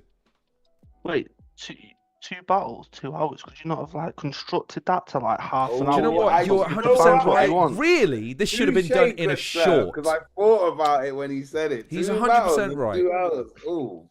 I'm just saying. You are just saying, and you're right. You're not hypocrites on this channel. Right. But what we do over here is when we're not talking about the actual battles, we're talking about the other battlers that are in the tournament. Do you know what I mean? We make it about them. We did preview next week as well. We make it about them. And we interviewed some people. Cute. You're right, Crash. I'll tell you what. Do you know what? Just put Quill on now. Just put Quill on now. Just chuck Quill on, innit? Oh man, I'm dead. I can't go. Lorne was asking for promos, yeah. So yes, I can't obviously give away what happens in the tournament, but you can. I don't know. No, you can't. Crash will keep pushing you until you reveal something, dude. I can't even remember, bro. Like, I don't know if it's some sort of curse. These men have got like some voodoo spell, but as soon as I leave the venue, knowledge of everything that happened that day is completely leaves my brain. Oh, that's cool. That's called day rate, bro. That's called day rate, bro. That's not cool, and that's actually not cool. If you wanna, we can look into this for you, bro. That's not all of you. Chemical amnesia. It's gone. I swear, I have no clue. So I can't drop no promos because I don't even know what's gonna happen. But all I can say is fair. But you're through to the 16, which is good news. I'm through to the last 16. Keep watching. Not just me. Everyone gets better. There's just, even though this format is this format, and for some people like Ghast, who I was mentioning earlier, it's taken like an entire group stage to really adapt to.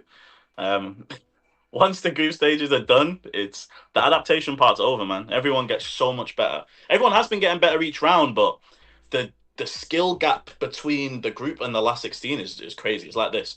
It's like this was group 1, then group 2, then group stage 3, and then last 16. That's literally how it's gone, and that's the only way I can explain it. So yeah, we're getting to the best bits. So keep watch, man, and props to you, and props to Lorne as well, for keeping us alive and moving forward and always covering everything, man. You guys don't get enough love for what you do. Honestly, gotta give you your flowers while you can still smell them. Yes, Stro. Crash, you want to promo anything? What do you mean? Well, I can still smell it. What the fuck does that mean? Yeah, man? that was a thought. Vaguely threat there. What's the implication? And as he's saying know that, I'm looking I at don't that know, mad bro. plant Like... on his fucking shelf with the pink on the. I was like, what is going on here? You do have kind of you have a very bohemian arrangement back I'm there. a rat Pink gloves. trim. I know the pair of them when I see them. Oh yeah, you can see them ones. Yeah. Yeah, Wait, I what see shot? them. Yeah. There's a lot going on there. Yeah, my room's a bit mad. My room represents my headspace. It's crazy. It's giving bipolar. And we don't get to see the fucking vape pen today. No, it's just it's I charging in its nuclear bunker somewhere. There, we used to battle rap envy. There it is. Look at the size of that fucking thing. Look at it. You can That's power what she nations said. with that thing. Exactly said that. This guy, man, what is? That's what she said. That's what she said. It's like minding toddlers. So do you want to promo anything, Crash, before we go? No, I'm good. These No, men he's ain't good. even fucking streaming next week, bro. He's good. So He's good. what are we All right. promoing it? I'd ask Stro, but Stro, do you want to say hello to anyone? Anyone that's not in the country at the moment? Anyone that's maybe across the Atlantic anywhere? Do you want to say hello? No, so unfortunately, I will not be traveling to Canada like I was supposed to. But good luck to Team UK. I love King of the Dot. People know I love King of the Dot. King of the Dot was the first time I walked into a venue and went, "Fucking hell, this is a battle rap event." It's give me some of the best moments of my life. Living with Drake's producer and that whole experience of Blackout. So salute to everyone at King of the Dot. And we will be back the week after with an event where the stakes are stupidly high. And like I said, there's a big twist in the Red Wolf and Kit Kennelly one, which no one will see coming. And I'm not talking about their battle, I'm just talking about overall. So yeah, I'm looking forward to it. And I don't know what that means, and it's jarring me. We'll have to find out. Enigma knows. I know, but it's 2 weeks. It's not even next week. Well, 2 weeks. Fear not, because while Prem might be on their Canadian holiday, and that's fine. No one's mad about that. No one's mad that Briggsy and Shotty and Bizzo and Bobby and have gone into Canada, and that that no one's been left behind. Now. Yeah, no one's here instead of there, and everyone's really happy about that. But while they're on their holiday and everyone's super happy here, we're back next week. We're going to be doing a best of episode. We're going to go back through every episode of Premier Battles Where Winning Matters to date. We're going to pick our favorite rounds, favorite bars, favorite battles so far. We're going to pick everything basically that we thought was great to highlight what everything has brought to round 2 and what we're then looking forward to about round 3. And for anyone watching, send us your suggestions. Tag us, tweet us, DM us. I'll pull it, find it, edit it together. We'll put together a big extravaganza, hour and a half, 2 hours worth of just the best bits. We'll have some of the battlers on source about their best bits. Plus, Caveman is joining us this week. Sam Hypes is joining us this week to do individual breakdowns of their battles. I hope young Enigma here will be on at some stage to preview one of his battles when he can fit us into one of his busy schedules, because, of course, he's got so much going on he just can't tell us about it. But, yeah, we'll be back next week. Prem will take a week off, but don't worry. Me and Crash will be here doing our thing. Do you know what I mean? Come on, man. So there you go. Come on, man. There you go. So, bye from me. But no one cares. Crash is saying bye. Enigma?